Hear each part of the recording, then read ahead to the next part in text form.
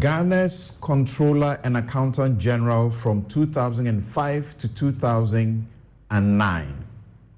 Currently, a board member of the Internal Audit Agency, Christian Tetesoti, who also was once an assistant commissioner at the Ghana Revenue Authority, GRA, has questions to answer. Yes, he, together with the GRA boss and the finance minister, he left his job as the technical advisor to the Commissioner General in 2019 to manage a company same year with no track record, no experience in revenue assurance in the petroleum industry, sole sourced, hand-picked to do revenue assurance services for governments. Something that was already being done by other third parties. Yes, the government is this company's only customer since the company SML was established. SML has a contract for 10 years. 10 years. And is entitled to over $100 million each year. It is a plug-in into the revenue stream of the state, taking money for no job done. Ben Boachi, Executive Director, Africa Center for Energy Policy, ACEP, insists. A mining expert adds that the engagement of SML to monitor gold production is, quote, a typical create, loot, and share scheme to plunder the resources of the state. Is SML a duplication if it did that job? The state, with the aid of third parties, introduced the ERDMS in 2018, by which every liter of petroleum product is accounted for tax purposes. It ensures, quote, 100% efficiency and transparency. Officials have told the Fourth Estate. The GRA itself has confirmed, or did confirm until last week, CEO of the National Petroleum Authority has doubts about the need for SML. In fact, the GRA said it does not rely on what the SML does for its tax purposes, the very reason for its engagement.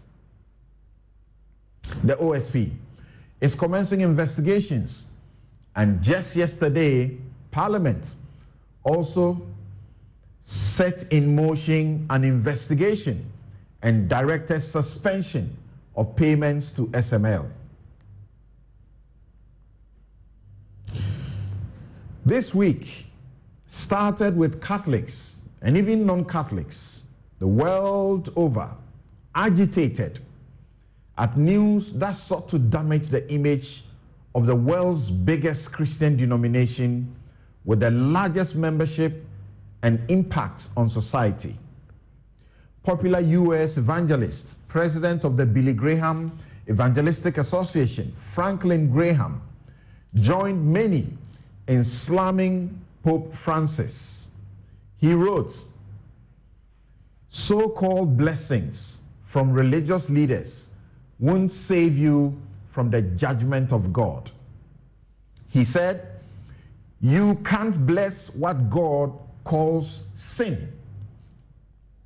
Catholic bishops elsewhere rejected what was reported or misreported as authorization for Catholic priests to bless same-sex marriages. We speak to Catholic bishops over their statements to the contrary. But we commence today's discussion or show with our first hour interacting with the Education Minister about government's management of the sector in the wake of an agenda by the NDC to scrap teacher licensure exams and concerns about standards despite recording the best WASSCE results. I'm Samson Ladia Nyamini. We'll be right back to deal with the vexed matters.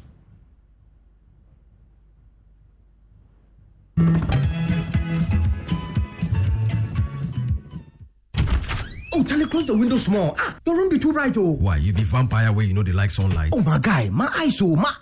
Behind the PC problem, in the sun problem, common light bulb stuff. This no matter. I beg go Robert and Sons. Oh, yeah. Then my chick to him, I know correct. Cry. Where Robert and Sons sort them out sharp. Now, so stylish frames in the rock. We go Robert and Sons right in. No, I was sitting inside proper.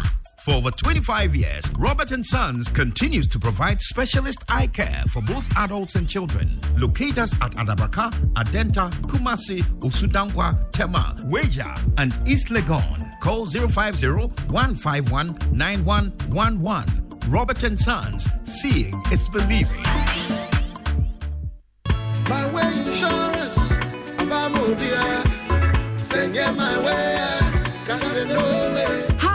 My name is Nanama McBrown, and I want to encourage you to dial *165# on MTN to join the My Way family. My Way provides you and a selected family member a cover against death. As a policyholder, you will also have a cover against total permanent disability and hospitalization should you be hospitalized for more than 2 nights. Dial *165# and join the family. Sanya My Way.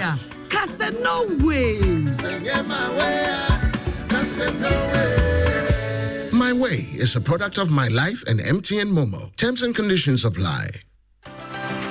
It's Christmas, and Orca Decor is offering 15 to 60% off everything in store. Gift your loved ones things they would actually love, like exclusive toys, furniture, decor, and more. Make Christmas merry again with up to 60% off everything at Orca Decor. Visit us at Accra Mall and Spintex Road today.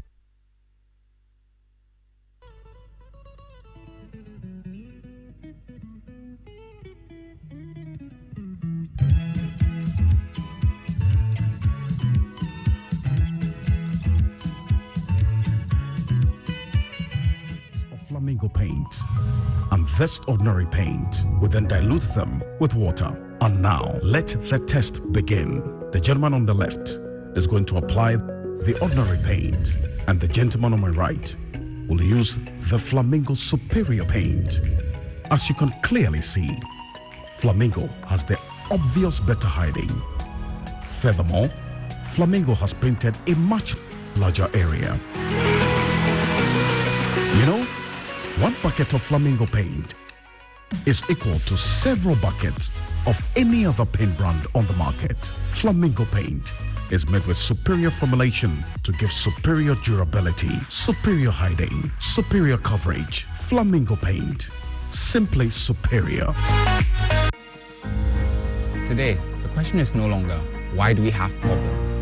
But rather, how can we spin those challenges into opportunities? This is the revolutionary mindset we, students here at Academic City, are driven by.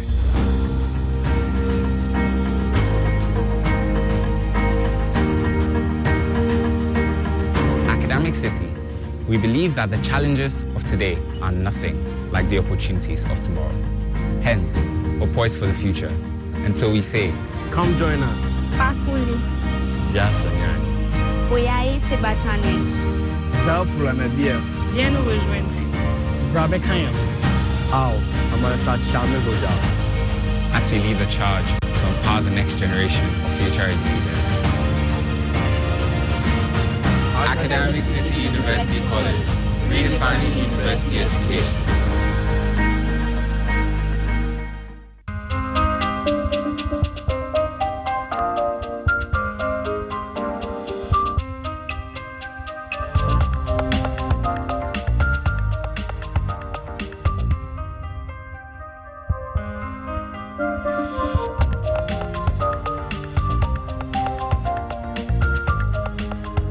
Nice. VIP. Magnetic perfumes. On New Year's Day, January 1st, 2024, at 7 p.m., the legends of High Life will gather at one place for one mission. High Life is the CapFam Higher Legends Night with the Kings of High Life on New Year's Day at the Grand Arena, Accra International Conference Center, featuring Lee Duodu, Nana Champon, Ben Bracco, Euphoria Ponsa. All right, stop. Collaborate and listen. Jedu Blay Ambule. About the bull fruit. Charles Amour. Pat Thomas. George Jarrah.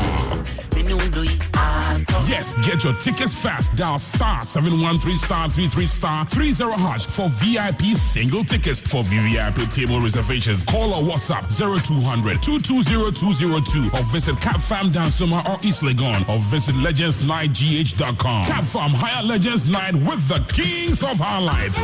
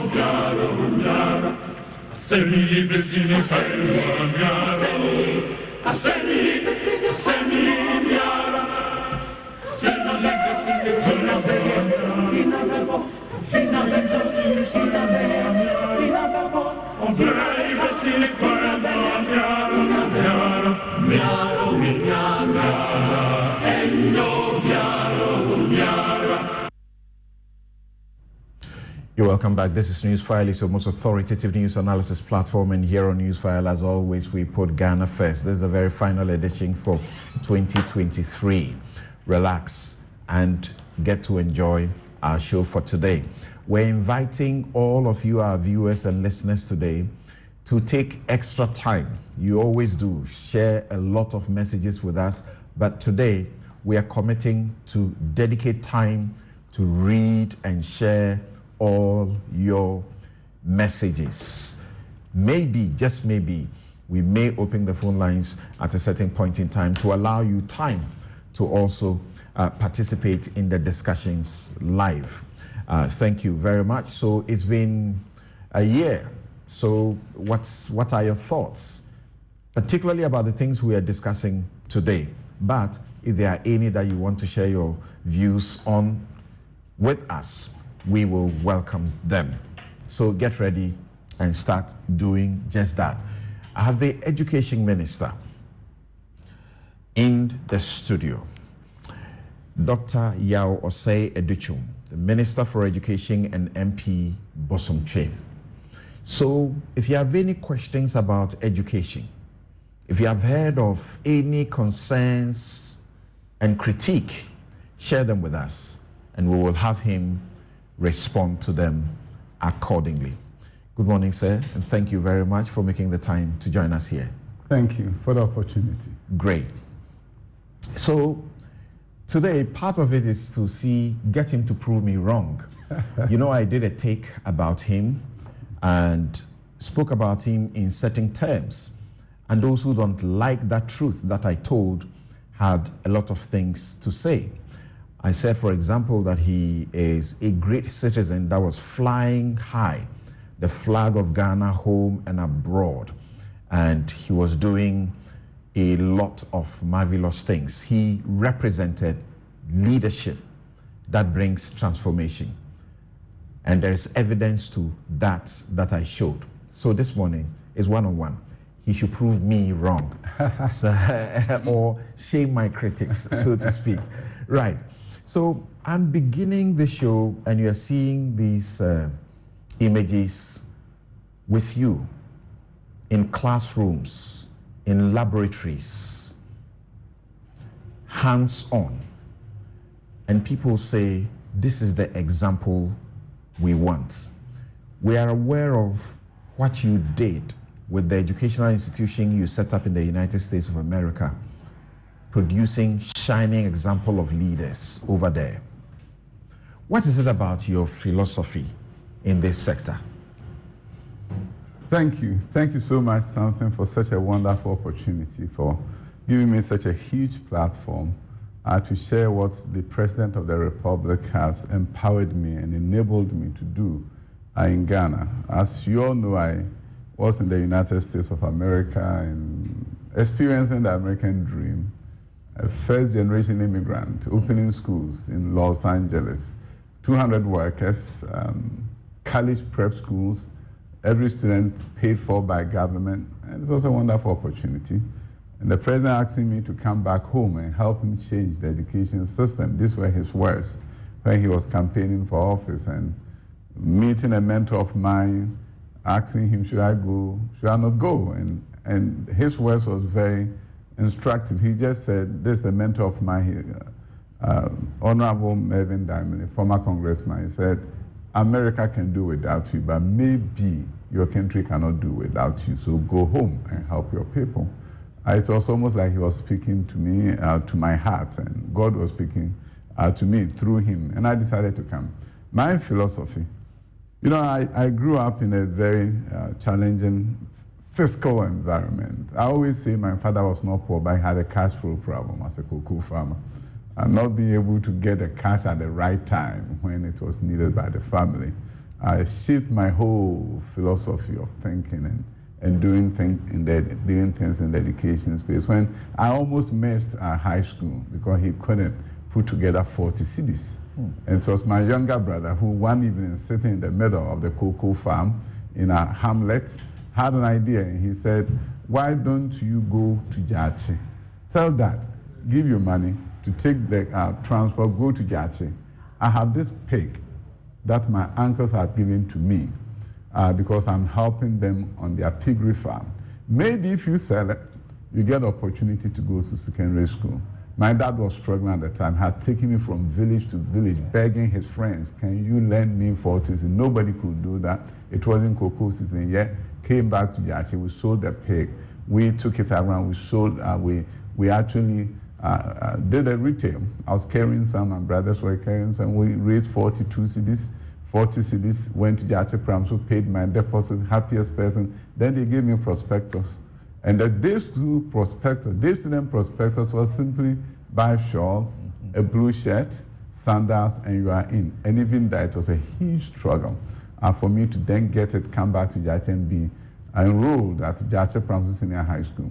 So I always say I grew up in an environment that was challenging fiscally, then went to America by the grace of God, and then I found myself fighting to liberate the low-income neighborhood students from poverty. So I always fought poverty, overcame poverty, and I also went to America to fight on the side of the poor, relatively poor in America, to give them the opportunity of education. And that opportunity of education then inured to their benefit. My students got the opportunity to go to top universities in the US. So my philosophy simply is this: we can wage the war against poverty and win. And if we're to do that, we have to have a more robust education system, an education system that does not only guarantee access, but enhances quality. But the education system might also be relevant to the needs of our nation. So I don't look at education from the standpoint of individual benefit, tremendous benefit to individuals, but I look at societal benefits. I look at countries that have changed their fortunes, South Korea, Singapore, the Southern European nations, where through education, their fortunes have changed, they've transformed them. So my philosophy is nations can improve their fortunes through education. And that education must be relevant to the needs of the country. So that's why I'm passionate about what I do, because the Jachi Pramso that you went to, I visited Jachi Pramso many years ago as a leader of the Scripture Union. We went there to evangelize. Yes. And we saw the dormitories, the building itself doesn't attract. But that is where you went. Yes. And that Jachi Pramso made you who you are. Yes.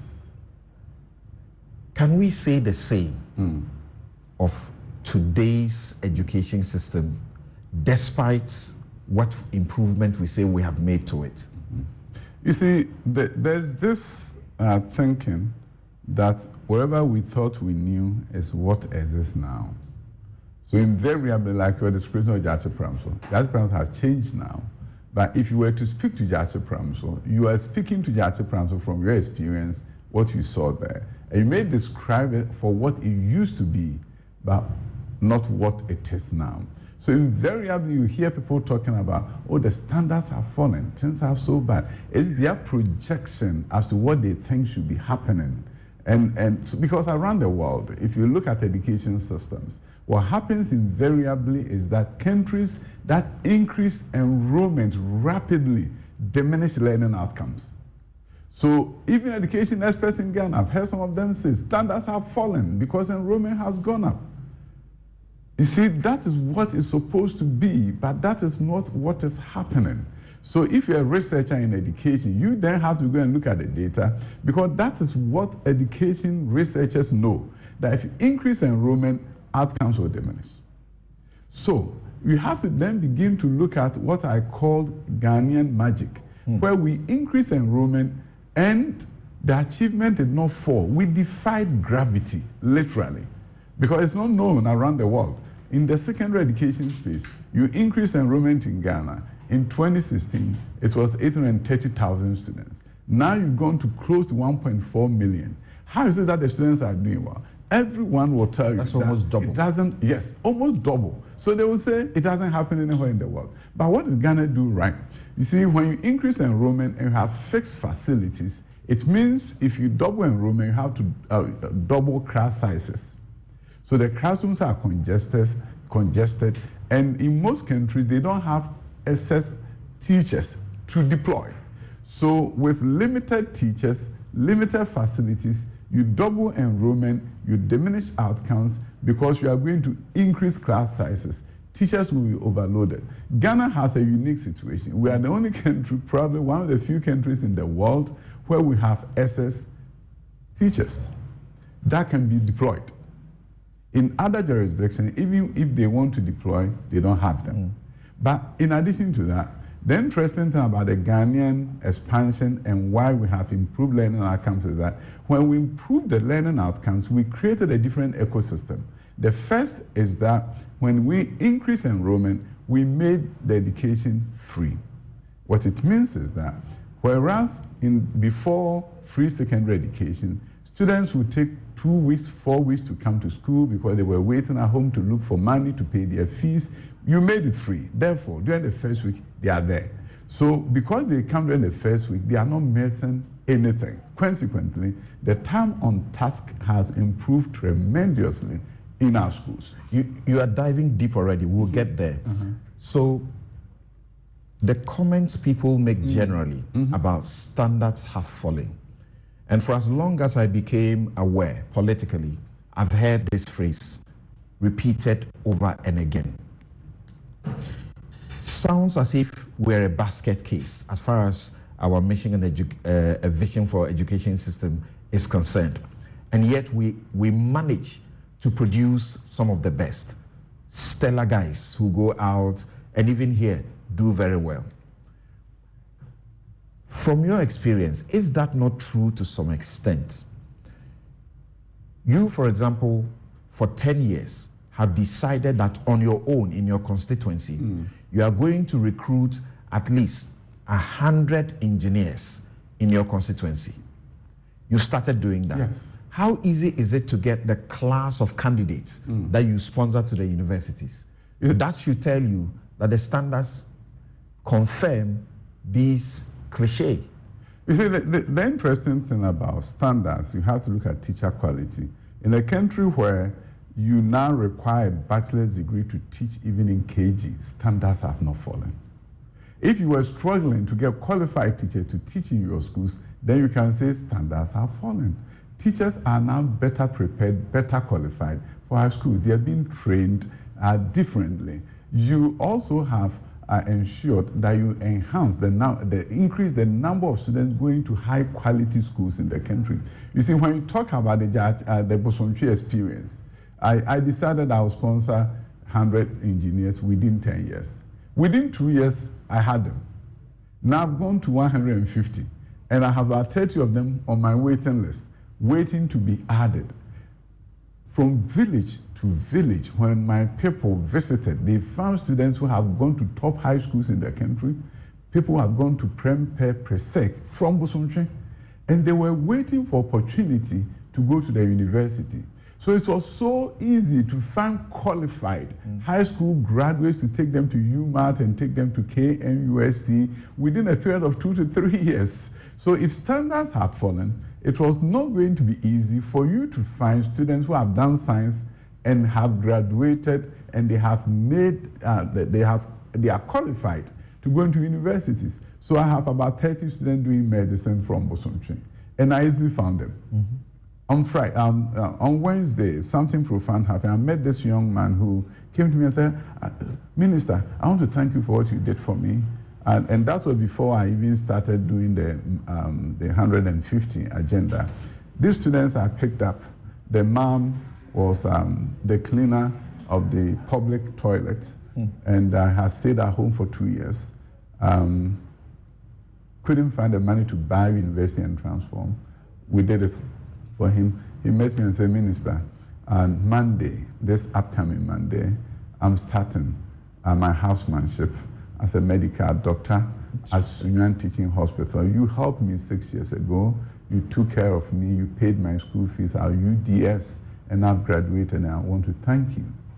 These are individuals who opportunity have been extended to. Now you look at the majority of our youth, and they have opportunity for secondary education. And when they go there, it's not the high school of yesteryears. You have students going to STEM schools. You have students who have now an opportunity to do hands-on activities, build robots, even fly drones. So how can you say standards have fallen? We'll talk about students in STEM schools and that particular idea and how you intend to use that to revolutionize the education system in line with your vision of the kind of schools that you are known to have built. Whether that really works here and you can achieve that. But let's look at the evidence in our face right now from the WASSCE results that just came, 2023. From where you sit, what does the result communicate to you? The result tells me that the work of the headmasters and the students and the teachers is truly showing outcomes. You have teachers who have sacrificed their lives so much so that they stay after school, they are there before school, and they support these students to work hard so that we can see the outcomes that we're seeing. This cannot be by accident. If you had a situation where it went up and down, and then 1 year it fell, and then you go down, then you can say that's by accident. This is not by accident. You see, we've opened the floodgates of quality Presec, Achimota education to a huge number of students. Presec used to bring in 1,000 students thereabout. Now you have 1,500, so just 1,800. The 500 extra, the 800 extra is getting quality Presec education.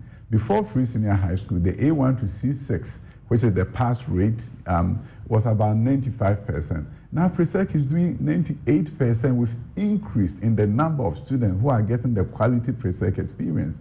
So if you look at the numbers that have been able to go to these top tier schools, outcomes should be better. And then those who are going to schools that does not have the same pedigree as our top schools, They also are going to schools where they have more opportunities in terms of the resources and the laboratories that we are doing there. So if you look at what has happened in integrated science, 28.7% passed in 2015. When we say pass, we mean the pass that can take you to university, A1 to C6, 28.7. Now it's 66.82, and this cannot be by accident. It has been increasing over the years. You look at the 2022 results, you look at English language from 60.39 to 73. You look at mathematics, you look at all integrated science. In every field, there was an increase. In every subject, there was an increase. So this cannot be an accident. Things are changing. Our headmasters are doing a better job. Parents are doing a better job supporting their students. And the government has made a huge commitment. And this investment, I believe, based on the numbers that we see, is paying us. So it cannot be said that standards are falling. You go to the basic schools, and you see what is happening there in terms of intervention. Now we are saying to our schools, junior high school, if students come to you and they can't read, it's your responsibility to get them reading before they leave there. So we started what is called intervention programs. At the senior high school, we began intervention program. Students come to Form 1 and they can't read. You should not just give them 10 subjects. You're going to give them 8 subjects.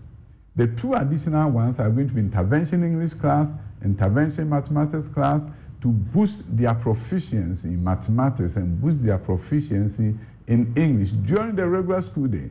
And then after school, there should be intervention for them. This is something that Wesley Girls have been doing for a long time. They assess students who come to them, and after the assessment, they prescribe intervention for them. So it's not a sink or swim. You are in Form 1, and therefore, you are just like everybody else. You are in the English class just like everybody else. So we see that this is the best since the SHS started.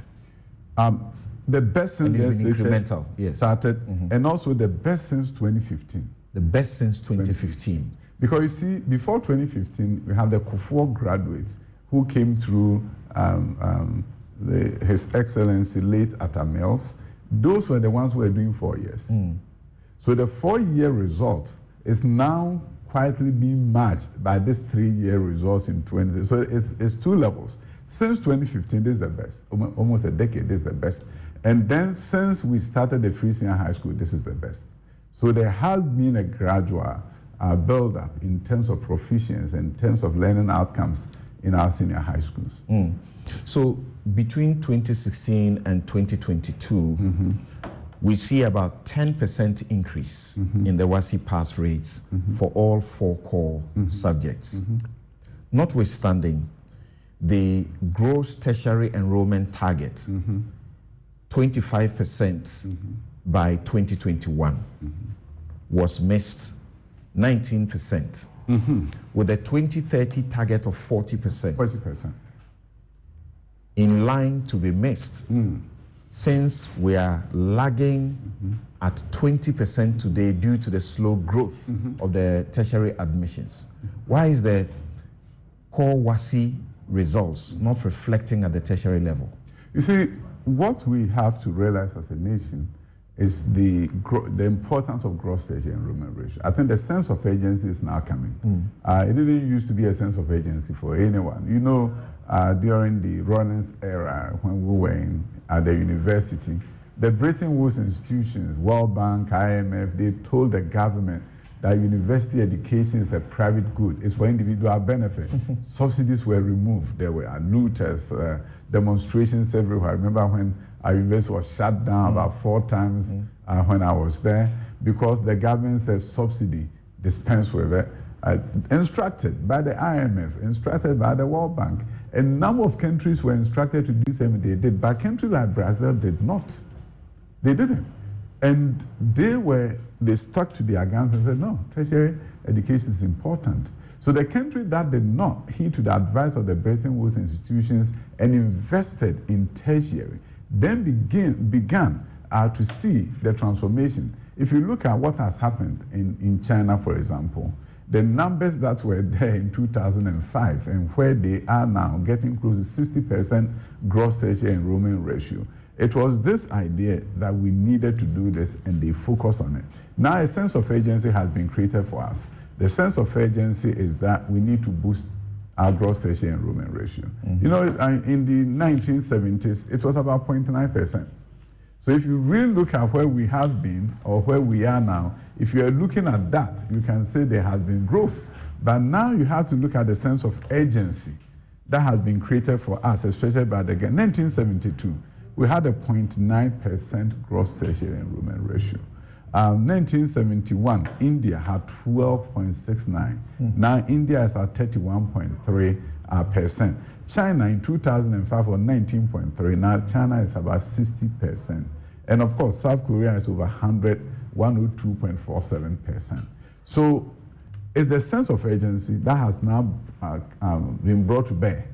The president has said 30%, we need to get 40% by 2030. We are working with GTEC. We are looking at an action plan that will help boost the numbers in the private sector. The idea of having this student loan where you don't need guarantor, the no guarantor policy, well-resourced, will open the floodgates of education to a number of students who cannot go now because of funding. If I had not made that, given the opportunity to some students, there's no way 150 of them could be doing engineering and medicine and all those courses. So I think the opportunity is through a well-resourced, well-funded student loan program, so that the barrier to tertiary, once the academic achievement is enhancing, the financial barrier will forever be removed, so that students don't have an opportunity. We're also aligning when the loans come out and when students go to school. So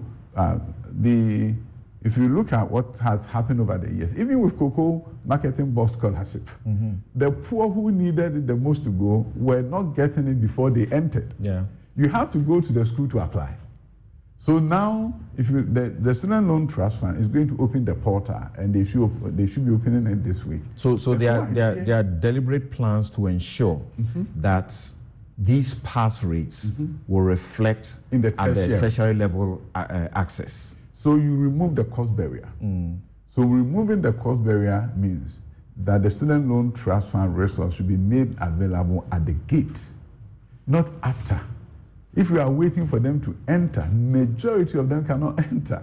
So the whole thing is that open the portal at the time that admissions are coming out into tertiary, so that those who don't have the money can then borrow to go, and stop the practice of come first, and after 1 year, 6 months you apply. So once you do that, we can boost our tertiary enrollment numbers, because they're going to get the support at the gate.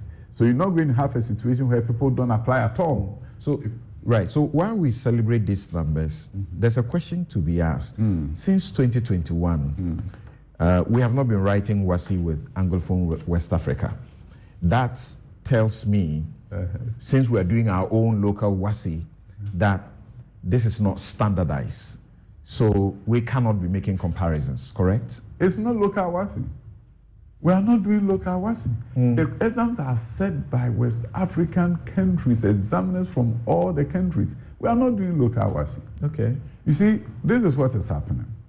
The WASI questions, it's not like our time. Right. During our time, we're writing the same questions for Nigeria and Sierra Leone and all this. Sometimes we'll say, oh, this year the questions were set by Nigeria and the English was so difficult.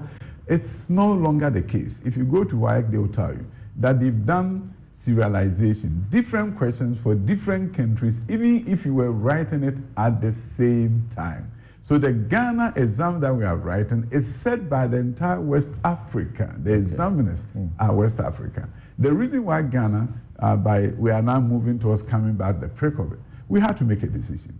The decision was that if you want to test with the whole West Africa, then you're going to give your student 5 months to prepare for the exams. All right. So you have a choice. Okay. Give them 5 months, and if they use 5 months to prepare for WASI, they won't do well, because you need about 8 months to prepare for WASI. But if you want to force yourself and test with the entire West Africa, then you're going to tell the student that you have 5 months to prepare for the WASI. Right. So you have a decision to make. Right. And you see, WASI is not a norm-reference exam. Norm-reference is that when you finish the exams, you put the bell curve, as we know in education. So some years you can get 60% and get A1. In some years, you must get 70% and you get A1. Right. That is a norm-reference exam. Okay. WASI is criterion. It's based on the hard pass. If you don't pass it, you failed. We'll move away from WASI shortly. but tell me, how concerned are you about the exam or practice in relation to WASI? And to think that the examiner tells us that the fraud, even trying to copy AI responses, which are not answers, were actually seen in some of the papers. How concerned are you about that? What do you think ought to be done, or what are you doing in that direction? You see, 2 years ago, the president in his State of the Nation address directed me to find a solution to the perennial examination malpractice at the BEC and then at the WASI level. And I went to work, had a meeting with WAEC. The instruction to them, direction to them was very simple, that we need to do randomization of questions, or what is called serialization. You see, around the world, they had to find a solution. If you sit there and say that somehow I'll talk to the students and they will stop, I'll talk to the parents and they will stop, I'm getting ambassadors to preach, it's not going to be. Until we go e-testing, electronic testing, where if I'm sitting next to you, your questions are going to be different from mine because the computer selects automatically for each one of us, so I can't cheat. Your essay will be different from mine. Then you have to do it manually. So we began with BEC. 3 years ago, every region had different questions. That was when the Instagram sites that were selling the questions shut down completely, because they realized that the questions that came, people who bought them, they bought Ashanti region question, they were in the Volta region. So Instagram pages shut down completely, and they stopped on the BEC. The following year, the last 2 years, WAEC has set questions, different questions at the same level of difficulty, sometimes the same question, but your question 1 is my question 10. They've done that randomization for all examination centers across the country on the BEC level. So if anybody tells you that during the last year there have been leakages, no, there has not been leakages. However, within the examination center, since they are having the same set of questions, you can have more practices going on. The next step that we are going, which we are working with WIRE to go, is to randomize within the classroom, within the exam center.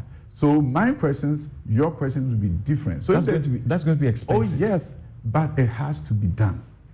It has to be done. There's no reason that we can have a solution. We're sitting and say, no, they say they need new equipment. Since we advertised that you are coming on the show this morning, there are teachers in the university who share concerns. They say, yes, good WASI results, the best, whatever, but the products that come to us at the university, it's not the best. Let me tell you one thing.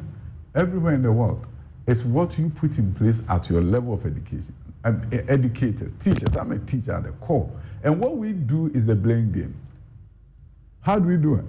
Universities will say the high school students are not good. High school will say the junior high school students are not good. Junior high school will say, oh, the primary school teacher did a terrible job. Primary school teachers will blame the KG teachers, and the poor KG teacher with nobody to blame the parents, that the parents are not preparing the children well.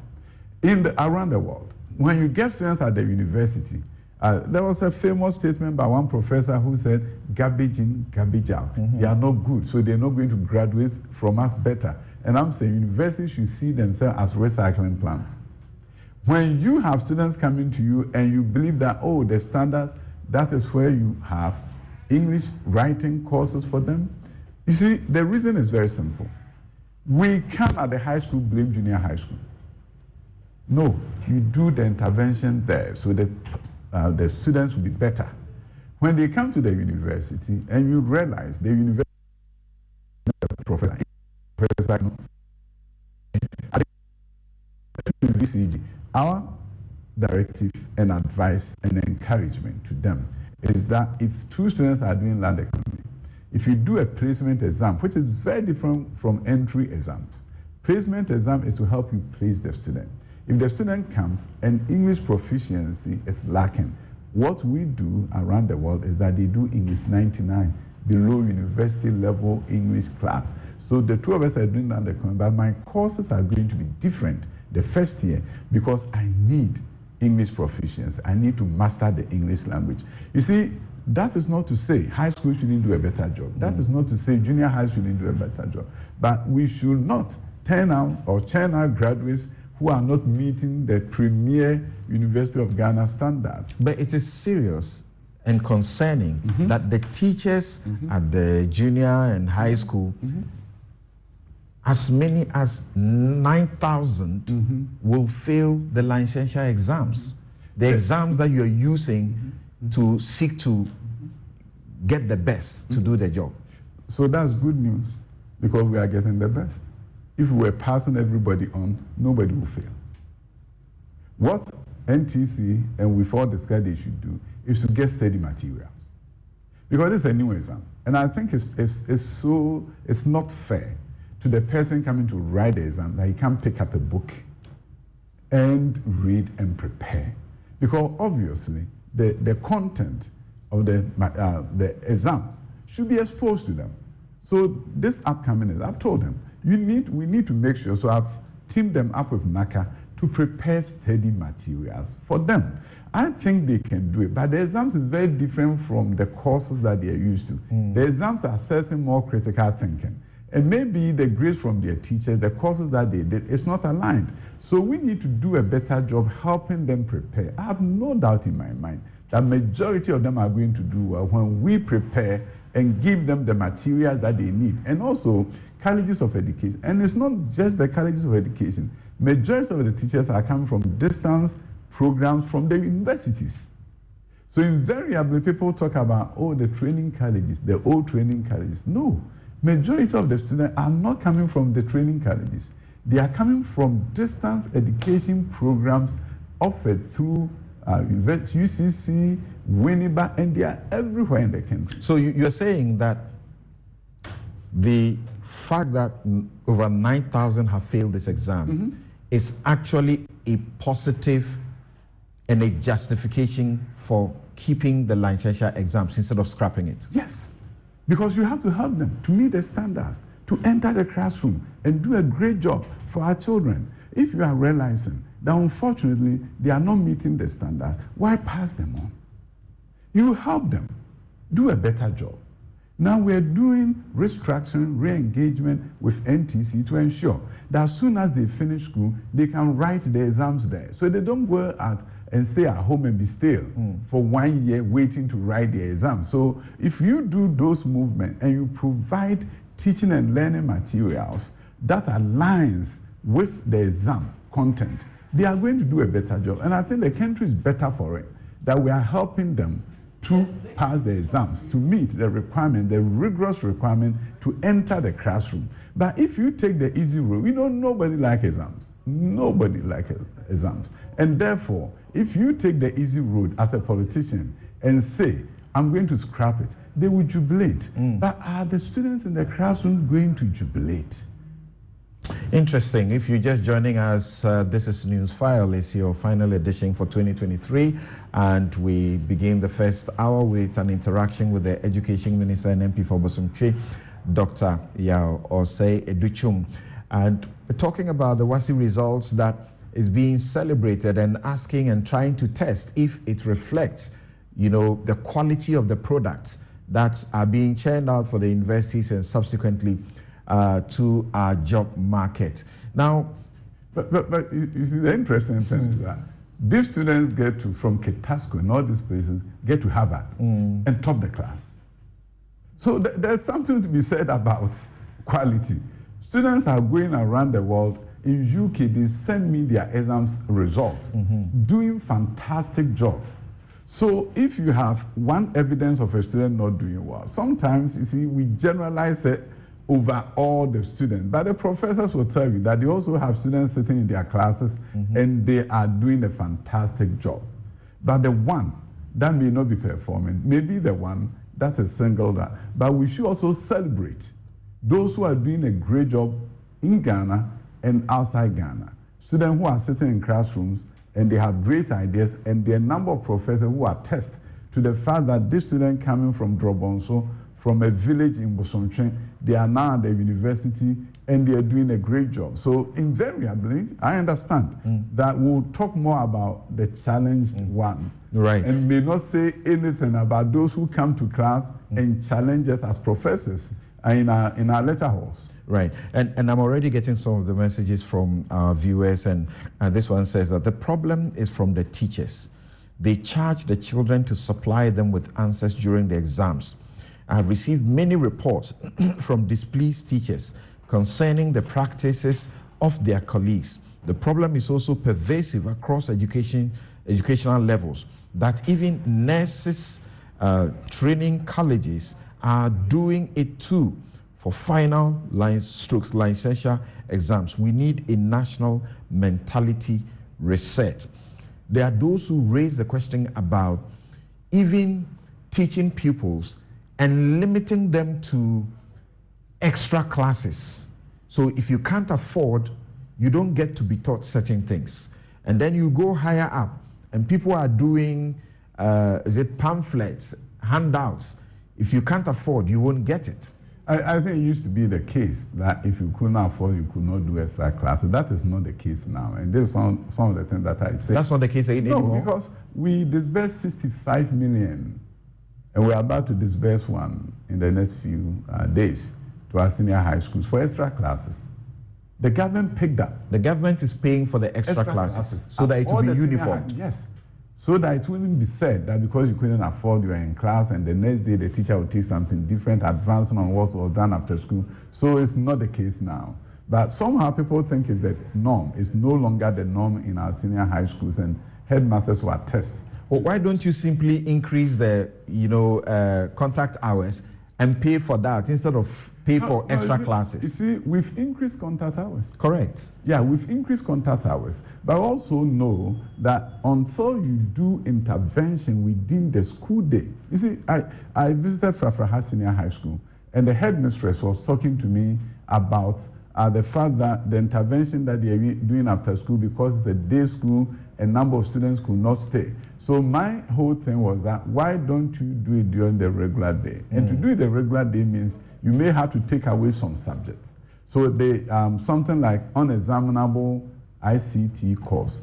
During the first year, for a student who is struggling in English and mathematics, they don't do the unexaminable, but they do the extra intervention coursework in English, and they do it in mathematics. So during the regular school day, you then introduce the intervention to make sure they have a better opportunity to improve themselves. But in the meantime, before we get there and make it universal, after school is a rare opportunity where you can get more interaction with the teacher and get support. And now the government is paying for it. So that you don't have a situation where students who can't afford do not get extra support. But you see, when it comes to examination malpractices, this is the first time we are confronting it head on.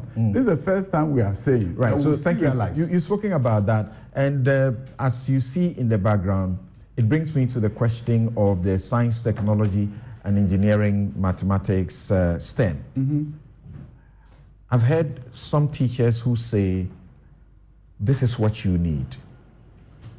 But I've heard some say, we don't get it. Something is happening in this country. These days, I say I do evidence-based communication because I know they don't trust politicians. We are used to saying plans are far advanced, it's in the pipeline, and then it doesn't come out of the pipeline. That's right. So the president is determined that basic schools, junior high schools, primary schools have to be revamped. The infrastructure should really fit 21st century. So if you look at what is happening now, you have new junior high schools under construction, and I think some of the pictures were coming up because the environment should be conducive to 21st century teaching and learning. So if you see some of the images that were showing, I wish it will come, you're going to see that the junior high school landscape is changing. You see, we have 11,000 junior high schools. And if you want to change each one of them, it's literally impossible. But in mid-sized towns like Jaben, Onye, and other places, Chamba, in the northern region, what you can truly do is that you bring about 4 or 5 junior high schools together in one place, in one building that has biology, chemistry, physics lab, computer lab, everything is there. Move junior high schools from 19th century to 21st century. Put them in an environment where they can do STEM. And once that happens, you have changed the future of those students. I think a number of... What's new about this? The new about it is that junior high school biology, chemistry, and physics lab, STEM lab, computer lab, never seen it before. The environment is different. We've even changed the uniforms so that they feel different about themselves. So the era where we define public schools as rectangular shaped building, painted brown and yellow, where the students wear brown and yellow uniforms should be a thing of the past. And the revolution has begun. And you see some schools in Accra here, I think they were showing some images of it, the Accra STEM Academy, a school that begins from kindergarten all the way to high school. It's a community school. And you go and see the infrastructure and the equipment that is in it. But we are not limiting ourselves to Accra, not limiting ourselves to Kumasi and urban areas. Mid-sized towns are seeing a revolution. I'll tell you the story of Jabin in the Ashanti region. The building that has been put up there, the junior high school, is going to bring they have 7 junior high schools, and they are moving all the 7 junior high students to one building. See, they are coming from buildings that have been there for many, many years, 70 years, no electricity, dilapidated, into a new building space that has all the science labs that they need. And that is a different environment. Moving schools from 19th century to 21st century, they're going to get everything that they need to have to do STEM and to do other activities so that they become well-rounded individuals. By the time they get to high school, they will have truly equipped themselves to do a better job. So this is the Accra STEM Academy. And this is dependent, driven heavily by infrastructure. Which is an area you are said not to be doing well at all. We're doing very well, but you guys don't know. Evidence-based communication. Look at this school. When this school is done, finished, this is just like any school anywhere in any developed country. You see, the idea that we are not doing well, I take the responsibility that we need to do better at communication. We have done all these things. And for the president not to get credit for it and to be told that you are not doing anything in terms of infrastructure, the number of buildings that have been put up in existing schools, and then we move from here and say, you know what, not just existing schools, new STEM schools across the length and breadth of this country. You go to Abomusu and you see what is going on. You go to Accra, East Legon, and you see this building moving so fast. By March, it will be done. You're going to see students in an environment that nobody ever thought public school would be in. Because you see, I don't understand why. And I always use the example of a man called Bishop in Kumasi. He has a school in the Agre-Enzima area, New Mission, beautiful school. And I'm saying to myself, how is it that a private man can take his money and borrow and do such a beautiful school? And the government, with all our resources, have always looked at a rectangular shaped building, painted brown and yellow, as our public schools. That should be a thing of the past. You look at this school, it was built under the leadership of Nana Danko Kufuor. And there are 10 of them across the country, Abomusu, Pasempe, all over the country, we have them. And these are new schools that have been built. Each one of these schools have 12 science labs. Every day, the teacher can do science lab activities. And by the way, you initiated 1,105. And you were expecting, I mean, this was, had been initiated in 2017. And as we speak, 2023, we understand you have only 524 of these projects complete. You see, we have... That's a long way to go. Actually, it should be more than that, but I can't debate the numbers here. Okay. But you see, President Nana Addo Dankwa Akufo-Addo, his philosophy for education, intervention, and expansion of facilities captures that of President Kufuor and President Mahama and Mills. President Kufuor did the model schools, upgraded existing schools, and a number of schools across the country got huge infusion of infrastructure, and the schools were transformed. Kumasi Anglican in Kumasi and a number of them. So he did the model schools, transforming existing schools. President Mills and Mahama then did the new schools, the E-blocks, which is new. Nana Addo Dankwa Akufo-Addo's approach is this. Existing schools, new infrastructure expansion. So you go to Pokwari, Prempe, KSTS, a number at Tamasco. New facilities have been built in the existing schools. But he also decided to build new schools. And that is where you see all these new schools also under construction. So he's combining enhancing facilities in existing schools and building new schools. So literally doing what President Mahama and Mills did and President Kufuor did, and doing both at the same time. So in terms of, so you look at this facility, and this is your new junior high school. Right. This is going to replace the old rectangular shape buildings painted brown yellow, and you're going to go here, and it's not just an architectural rendering because a number of these are under construction. But you are augmenting the E-blocks. Of course. We've opened more E-blocks than under the NDC government. They have started it. And I'm on record to say that E-block is a great edifice, great opportunity for teaching and learning. The location is what becomes a challenge for you as you begin to operationalize. So you look at Domiko Abinya, you look at Frafraha, these were in urban areas. By the time they finished, packed with students, everywhere that E-block has been built an urban area, students are in, and we've even added more buildings at the location. However, if an E-block is built in a remote location, in a village somewhere, where you have to walk 5 miles from the village to get to, then unless you provide dormitory blocks, you can't operationalize it. So if you look at what we've done at Nsaura, we've added dormitory blocks. You go to Adansia Peja, there was a huge noise made about it when you opening. Then we went there and built dormitories. So now Adansia Peja is no longer a community day school because the town has one junior high school.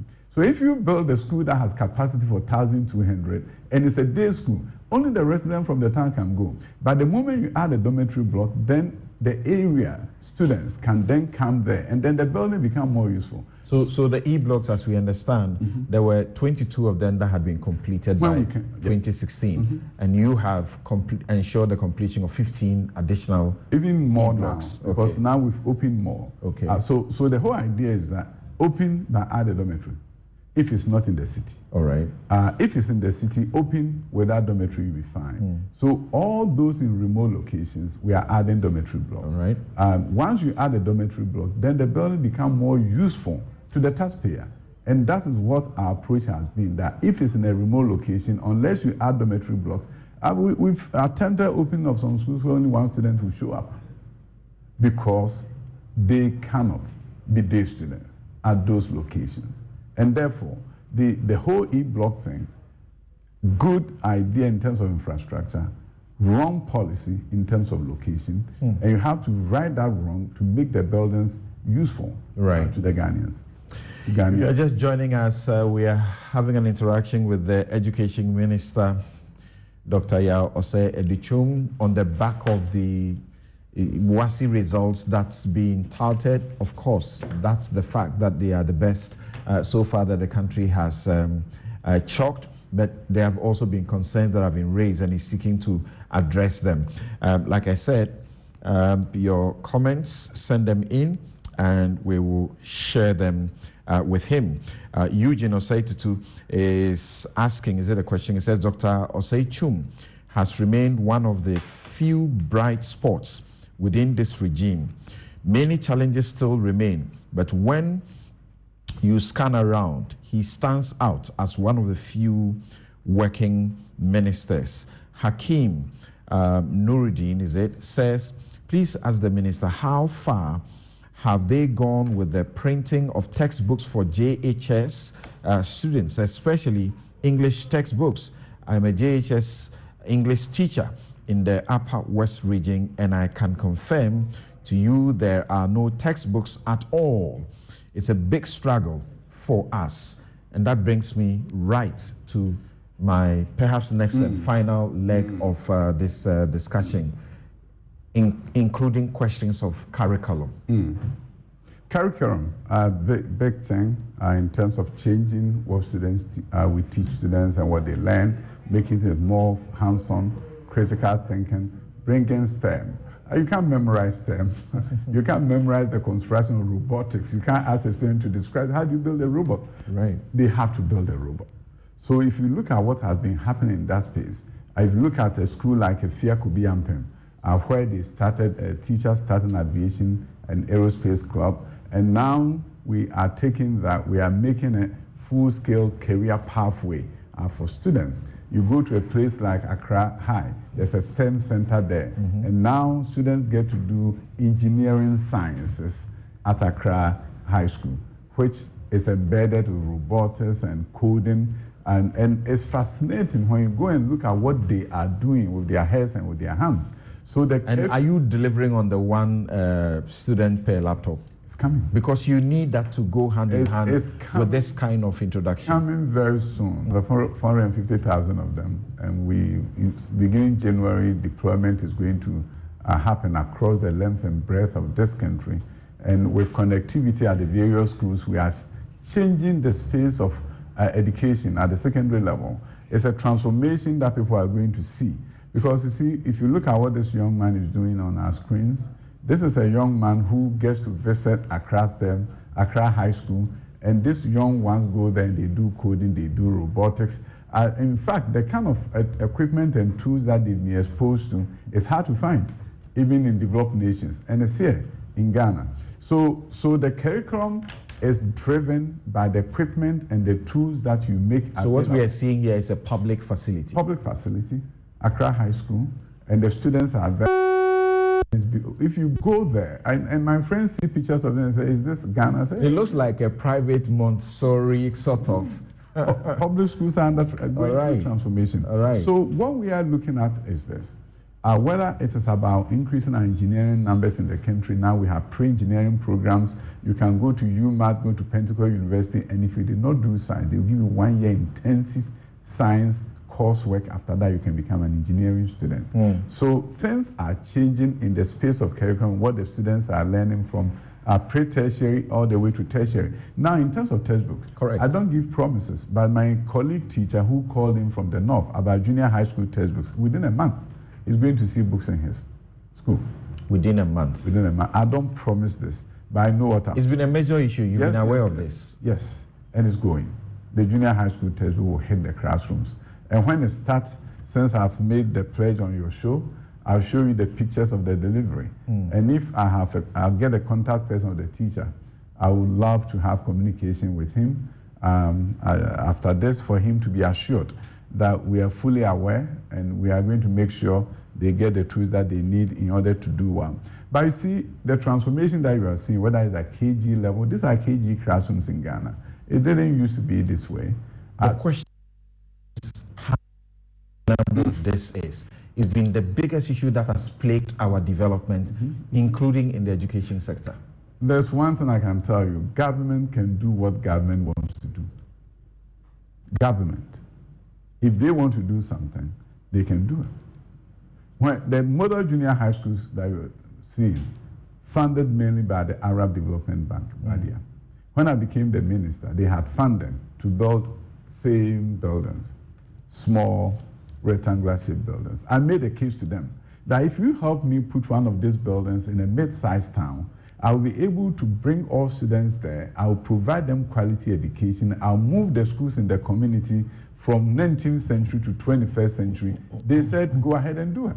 So if I didn't have that philosophy and that passion, and I was not given the opportunity by the president, all this model school that you are seeing couldn't have been built.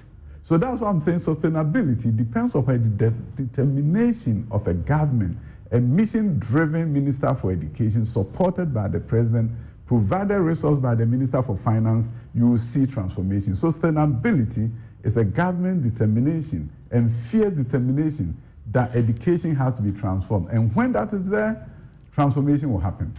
There's a question as to whether the guarantor system, the new one that you have introduced, is actually working. Because there were that out of 20,000 applicants, only 20,000 received funding. And that is a challenge. 20,000 applicants? Yes, 30,000 applicants, only 20,000 received funding. 30,020 received funding? Yes. Not bad for a percentage, but I know the other 10,000 also need support. Okay. So I will liaise with Nana J. a fantastic guy doing some great job at the Student Loan Trust Fund, and see what needs to be done. Because you see, the guarantor policy that we had put in place was disadvantaging those coming from less means. My mom didn't work for government. He definitely doesn't have social security contribution. My dad didn't do. So if I was to look at that circle, immediate circle, family circle, to access student loans, I can do it. So a number of students did not even apply because they could not get access to, because they need a guarantor who has social security contributions, net contribution to be used. Right. So this system is better, but of course we have to find more resources to make sure, and I'm concerned about the 10,000 who didn't get it. All right. Yeah, so I'll liaise with him to see the best way forward to make sure everybody who applies get that wonderful opportunity. I think you're seeing images of some Bosomtwe STEM Academy, one of the, I would say the first girls STEM high school, all right, probably in West Africa. A school dedicated towards STEM like none other. And this is a school that we have affiliated purposefully with Wesley Girls. So Ms. Jokoto, a distinguished former headmistress of Wesley Girls, is in charge of the school, mentoring the headmistress, mentoring the teachers, mentoring the students, and the outcomes are beginning to show. So you see, what we have done in this country is that we start a new school, we leave it to sink or swim. And invariably, the new schools struggle. That is why we only have 54 high-performing schools. What happens to the about 900? We have to begin a process where we know the best practice of Wesley Girls. We take those best practices and infuse it into the new schools. So Abomosu STEM School, for example, is affiliated with PRESEC. We've taken assistant headmaster from PRESEC, we've put him there so that the best practice of PRESEC can be infused into the school. I have no doubt in my mind that within the next 5 years, you're going to get some high-performing, high-demand schools to reduce the pressure on the existing high-performing schools. So, for example, this year, the demand for Bosomtwe STEM, unbelievable. The Category A schools, they were competing with them. They filled up faster than most of the Category A schools because it's in high demand. So the bottom line is that you cannot just build a new school and leave it to just be there. Right. You know the best practices, and those best practices should be practiced at that new school so that parents will begin to demand. The pressure on the so-called Ivy League schools is so high, and we have to... Before you take leave of us, there are some parents who are not excited about what you have put them through in the last month. Oh, the parents, I'm so sorry if they've gone through some terrible time, but we've improved this year than any other year. You see, the past few years, you only have 69% who will get schools of their choice. This year, we did 80.9% who got the schools of their choice. And then the 19%, the interesting thing is that we ran the whole placement system again. We asked schools to give us extra spaces, and then we did automatic placement again. For the first time in the history of school placement, we have 99.5% of students getting their schools. Never happened before. I sat with the staff, and I said, artificial intelligence is here. There's no reason why we can't do a better job. I commend the leader of the team, Mr. Dakwa, the Free Senior High School coordinator, and his able team. They came together with IT experts. They were able to secure spaces for 99.6% and still counting. My goal is to make sure that 100%. And you know, this year, it has been interesting. We had the largest takers of the exam, the DEC. This year was over 600,000, never happened before. And so far, 585,000 has been placed in their schools of choice. The speaker suggested to you as it were, represented parents' concern to you that you didn't have to let them go to school for just, is it 2 weeks or less? 2.5 weeks, yes. Thereabout. You see, when school starts, you go, you do your orientation, you do all the sort of things they want the students to do, and then instruction begins. We had to do something. The thing we needed to do is to bring our high schools to the pre-COVID era in terms of our instructional calendar. And what had happened over the years is that we are moving gradually towards that place. Last year, or this academic year, it began in February. The next academic year is now beginning in December. So it tells you the next academic year will now be shifting to September and everything will be great. Not opening school meant we're going to open in January and then we'll be 1 year behind our calendar. You see, and what people didn't also know that before school begins, you procure your perishable items. If students had not gone, all those will have gone to waste. So those of us in the inside saw that changing the date was not feasible. All right. We will make another date because there are a number of issues, challenges, and questions that you will have to respond to. And opportunities for transformation of our education system that I want to showcase to Ghanaians. Thank you very much. So we need to come back. Thank you very much. And that's Dr. Yao Osei Educhum, who is the Education Minister and MP for Bosumtwe. We have been interacting with on your final edition of the show for 2023. I hope you relaxed and were able to enjoy just a bit of this interaction. Thank you very much. What's going on? Thank you very much. Right. Thank you. Can leave now? Yes. All right.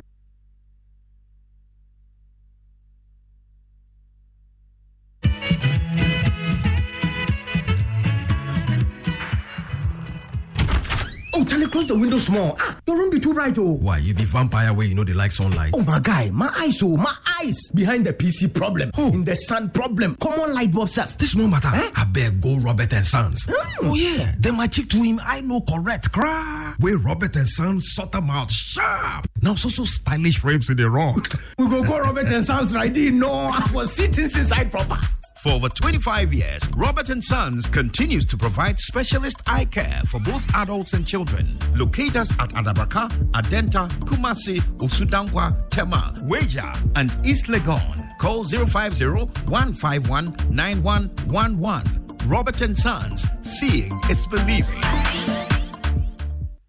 My way insurance, Abamobia, sing it my way, My name is Nanama McBrown, and I want to encourage you to dial *165# on MTN to join the My Way family. My Way provides you and a selected family member a cover against death. As a policyholder, you will also have a cover against total permanent disability and hospitalization should you be hospitalized for more than 2 nights. Dial *165# and join the family. Sanya My Way. No way. My Way is a product of My Life and MTN Momo. Terms and conditions apply. You deserve it all. You deserve it all. Are you looking to say thank you to your client, staff, family, and friends this season? Hevzi's Gift has got you covered. Hevzi's are the connoisseurs of elegantly packaged fresh flowers, baby baskets, and Christmas hampers made from quality UK and Ghanaian products. So for all your luxury hampers and affordable gifting this Christmas and beyond, contact Hevzi's Gifts on 0555 940 022. And the best part is they will work with your budget. Locate Hevzi's Gifts at East Legon Shashi, adjacent Gethsemane Memorial Gardens next to Total Wine. Follow them on Instagram at Hevzi's and call 0555 940 022 to place your hamper orders now. Hevzi's, your purveyors of elegance. You deserve it all. You know you've been good all year. Come over here.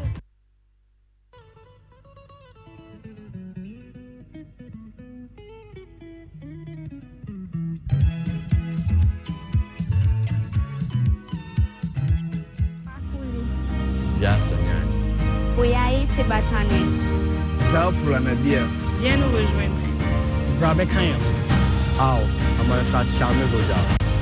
As we lead the charge to empower the next generation of future leaders. Academic City University College, redefining university education.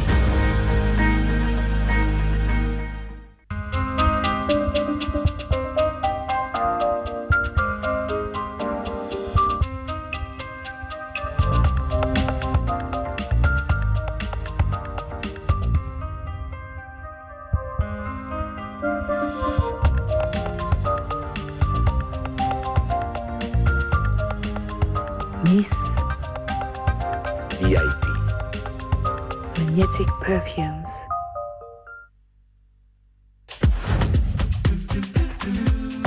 The enhanced GCB mobile app. Recoded to do more with ease. Pay bills and fees to multiple merchants. Easily top up on all types of ECG prepaid meters with the smart card reader. Generate prepaid and virtual cards to use on ATMs, POS, and for online transactions. Send and receive funds and do so much more. Download now from Google Play Store or Apple Store for all your transactions. Smooth, safe, and secure. Chalet, tap the app. Open a GCB Instant account to experience the recoded vibe. GCB mobile app. Upgrade your style. GCB Bank, your bank for life.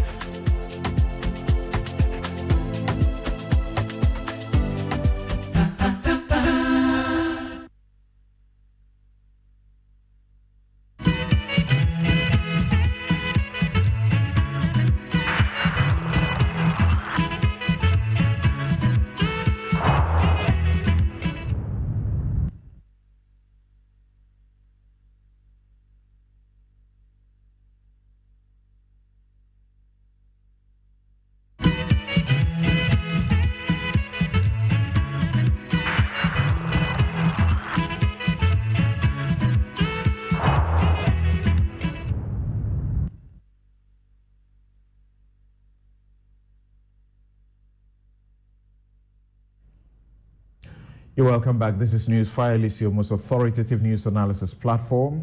And here on Newsfile, as always, we put Ghana first.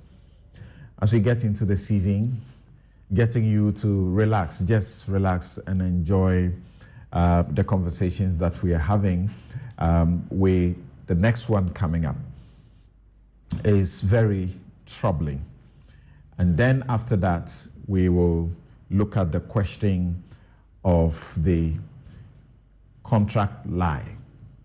Yeah, a lie about a particular contract, and find out if what we are being told represents the truth or it's anywhere close to the truth. So this week started with Catholics and even non-Catholics the world over agitated at news that sought to damage the image of the world's biggest Christian denomination with the largest membership and impact on society. Popular U.S. evangelist, president of the Billy Graham Evangelistic Association, Franklin Graham, joined many in slamming Pope Francis. He wrote, quotes, "So-called blessings from religious leaders won't save you from the judgment of God," end quote. He said, "You can't bless what God calls sin," unquote. Catholic bishops elsewhere have rejected what was reported, or is it misreported, as authorization for Catholic priests to bless same-sex marriages. So here, we want to speak to a Catholic bishop about what exactly this means. There have been several interpretations to this particular development. So keep your dials here, particularly, of course, it's not just about Catholics, even if you are a non-Catholic, because non-Catholics are equally concerned. Share with us what your views are. And if you have come to appreciate the issues better also, let us know as well. So let your messages come in respect of this issue as well, because it's been very troubling, particularly even in some circles. You find certain Catholics that they don't seem to take what the Catholic bishops have said to be the gospel truth. They have suspicion. And some have said this is just an attempt to test the waters, because it does appear to them that the Catholic Church may want to join that other church to accept, people of this class, LGBTQ. Joining us for this discussion is the Most Reverend Joseph Kwekue Frifa Ejekum, Catholic Bishop of Koforidua. Good morning, and thank you very much for making time to join us. Good morning, and right. Thank you for having me. Great. So I'm just looking at the statement that the Catholic bishops issued, and it was categorical that Catholic bishops or priests, Catholic priests, have not been authorized to bless same-sex marriages. I read the first paragraph. It says, "We, the members of the Ghana Catholic Bishops' Conference, have seen the need to issue this statement in the wake of the publication on 18 December 2023 of a document from the Dicastery of the Doctrine of the Faith entitled Fiducia Supplicans, Supplementing Trust on the Pastoral Meaning of Blessing. Following its publication, some TV and radio news items as well as posts on social media have falsely stated that Pope Francis has formally given Roman Catholic priests the permission to bless same-sex marriages. This publication has caused a lot of consternation among many people, Catholics and non-Catholics alike. We would like to make the following points. Firstly, the declaration does not, very emphatic, does not give Catholic priests the permission to bless same-sex marriages. Your Lordship, what is the explanation? Because from the documents from the Vatican, people's reading and understanding is that you have been given the authorization to bless same-sex marriages. Thank you very much for reading the introductory part of the pastoral and the letter from the Ghana Catholic Bishops' Conference. And let me also start off by quoting from the Catholic Catechism, and then afterwards I'll come back to the point that you have just raised. All right. And I'm reading from, if you permit me, I'm reading from 2357 from the Catholic Catechism, which states, because it talks about the whole document or debate is about same-sex marriage or homosexuality. That's right. So the church's teaching is that homosexuality refers to relations between men or between women who experience an exclusive or predominant sexual attraction toward persons of the same sex. It has taken a great variety of forms through the centuries and in different cultures. Its psychological genesis remains largely unexplained, basing itself on sacred scripture, which presents homosexual acts as acts of grave depravity. Tradition has always declared that homosexual acts are intrinsically disordered and gives biblical quotation to that. They are contrary to the natural law. They close the sexual act to the gift of life. They do not proceed from a genuine affective and sexual complementarity. Under no circumstances can they be approved. Under no circumstances can they be approved. And that is from the Catholic Catechism, which is the basic book that we use in teaching our Catholic faith and our Catholics. So with this document, for example, the next day, for those who are listening to us, they could read further 2358, but I won't go there immediately.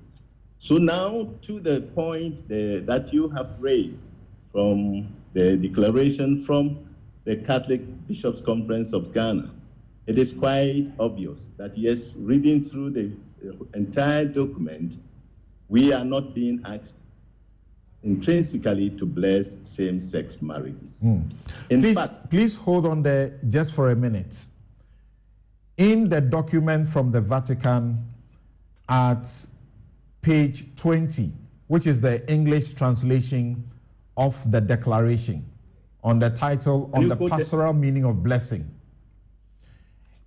In paragraph 3, it begins by saying that as with the Holy Father's above-mentioned response to the dubia of 2 cardinals, this declaration remains firm on the traditional doctrine of the Church about marriage, not allowing any type of liturgical rite or blessing similar to a liturgical rite that can create confusion.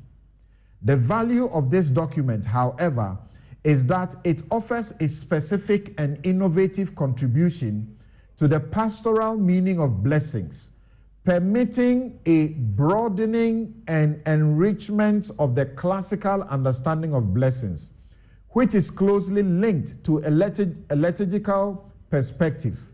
Such theological reflection, based on the pastoral vision of Pope Francis, implies a real development from what has been said about blessings in the magisterium and the official text of the Church.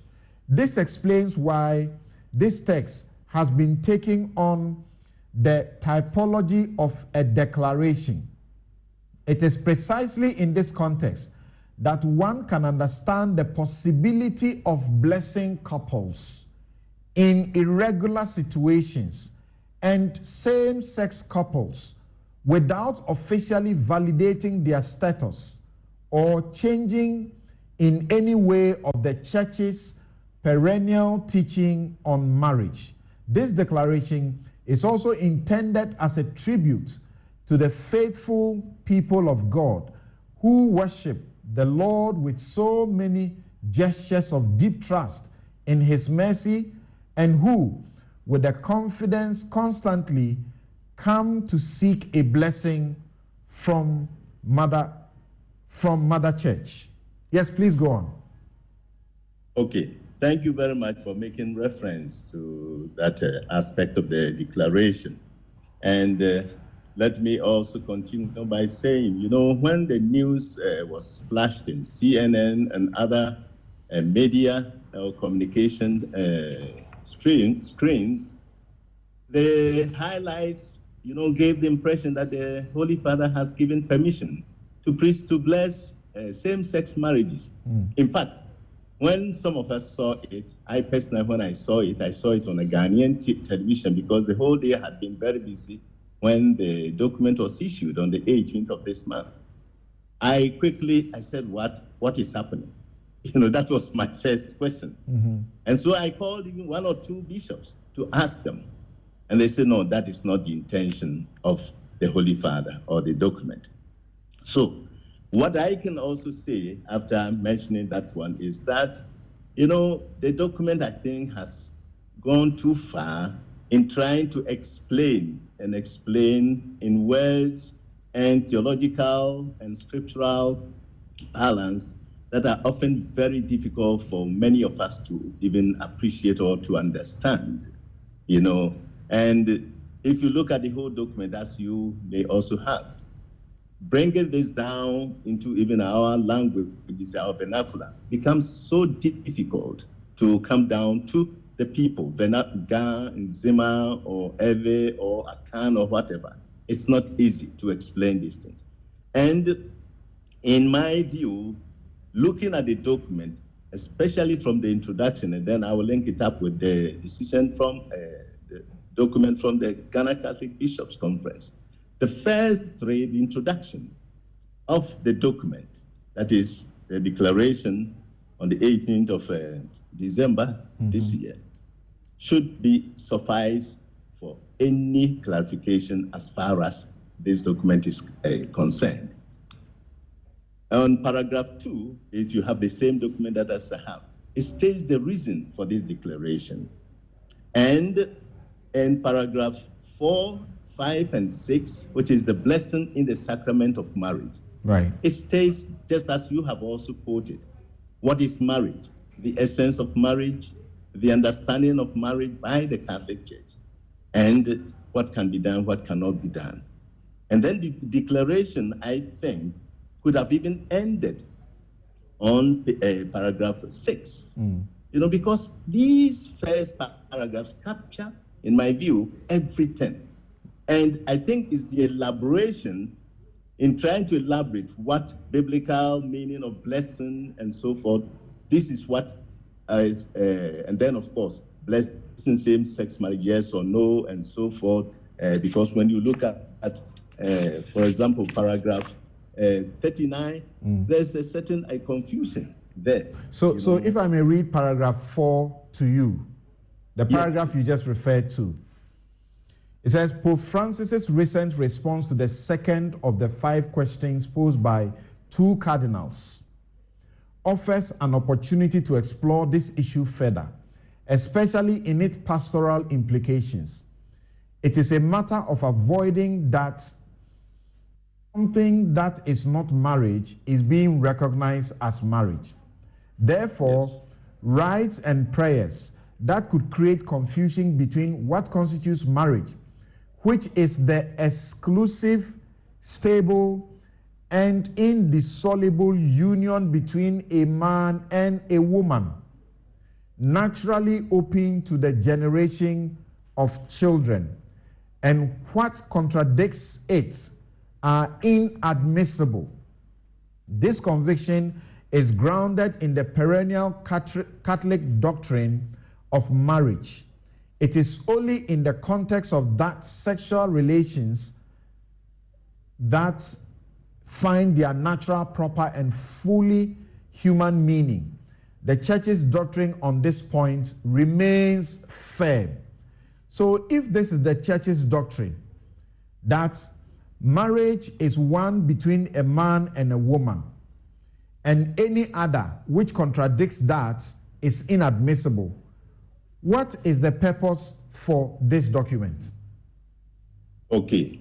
If you read further, I mean, if you had read number 5, it also clarifies this whole business. And let me also explain. You see, when we talk about blessing, we need to explain what we mean by blessing. As a priest, as a bishop, I walk around, I go to parishes, I go to places, hospitals, and so forth, prison. And you meet people, oh, Father, oh, Bishop, can you bless me? Whether the person is a Catholic or not Catholic, I can never refuse that blessing. Sometimes even I go further to ask, what is the intention? Why do you want this blessing? And some will state, maybe my business is not thriving, maybe my marriage is not going well, maybe I am going to write examination, I need some blessings so that to strengthen me to be able to get through my examination, and so on and so on. Why cannot I go to a hospital, I visit a particular patient, and then in that ward, there are other patients. And so after visiting my patient, as it were, after praying for that particular person, I always say, please, can I pray for all of you? I do that daily. So with this in mind, I don't think that a blessing of people should actually be restricted to have any confusion. But of course, when the document talks about blessing the same-sex marriages, if, for example, I am there as a bishop or a priest, and I have two men standing before me, or two women standing before me, and they ask me for a blessing, if their intention is for me to bless their union, I'm sorry to say, even if I bless them, it becomes illicit. It doesn't, as it were, make it a sacrament. So the sacramental and non-sacramental needs also to be clarified. And so if the people tell me before I do the blessing that, oh, we want the blessing so that it's like considered a holy union, if I use the word, or a marriage, that one I will beg them, say, please, that one I cannot. And I think that is why this confusion seems to be coming up.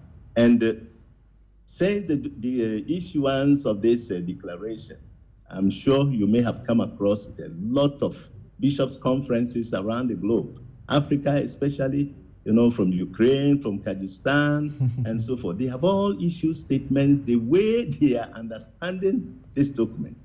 In fact, coming at the time that it came, it also has created a lot of pain. And I was happy when you were introducing the program, you said it has agitated the minds of many Catholics and non-Catholics. Mm-hmm. Even I would say, I will add the word that, yes, it has disturbed us so much, trying to, as it were, explain what this document is all about.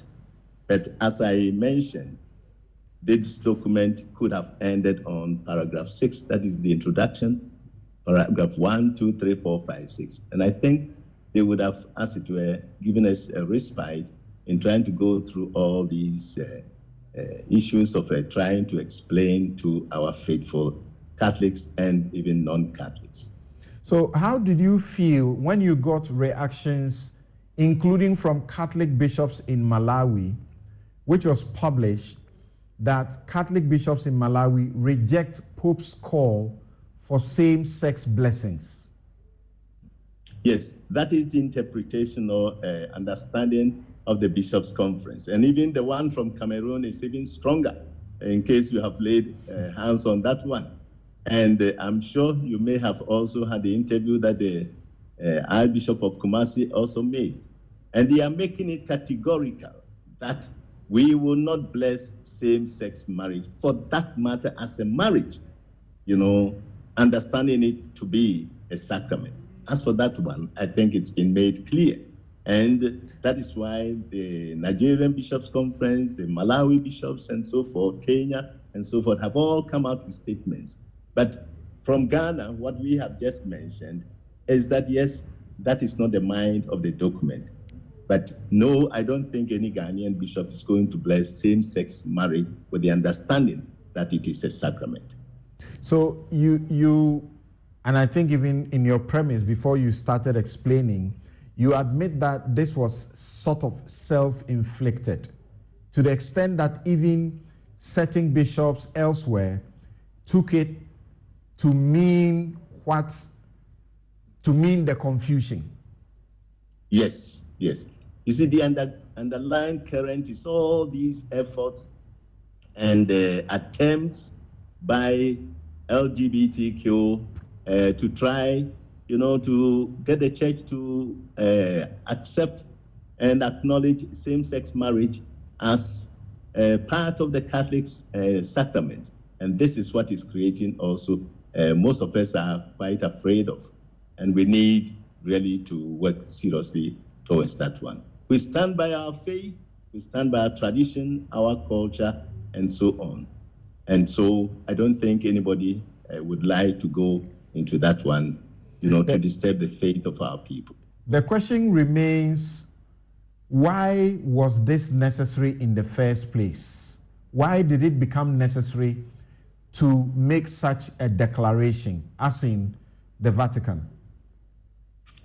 That is, you see, as it is stated in the document and the introduction, because some two cardinals had presented dubia. Dubia means some concerns that they had, challenges, pastoral challenges to that effect.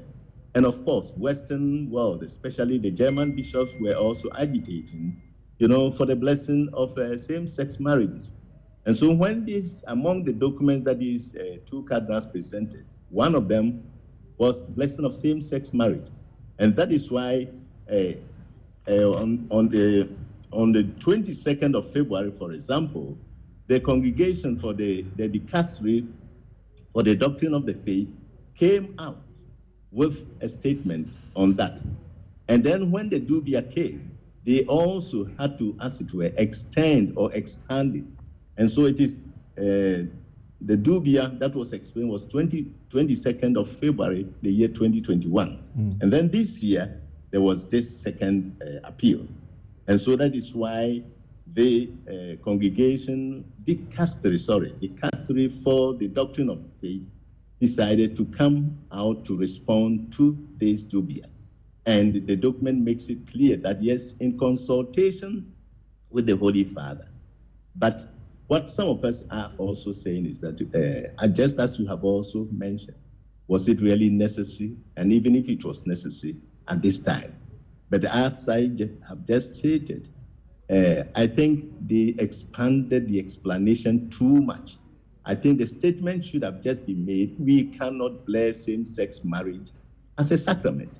And that's it, But to go on to try to explain biblical meaning of blessing, theological meaning of blessing, and so forth, these are not things that, for us simple people in Africa and what we call the mission countries, these are not our major pastoral concerns.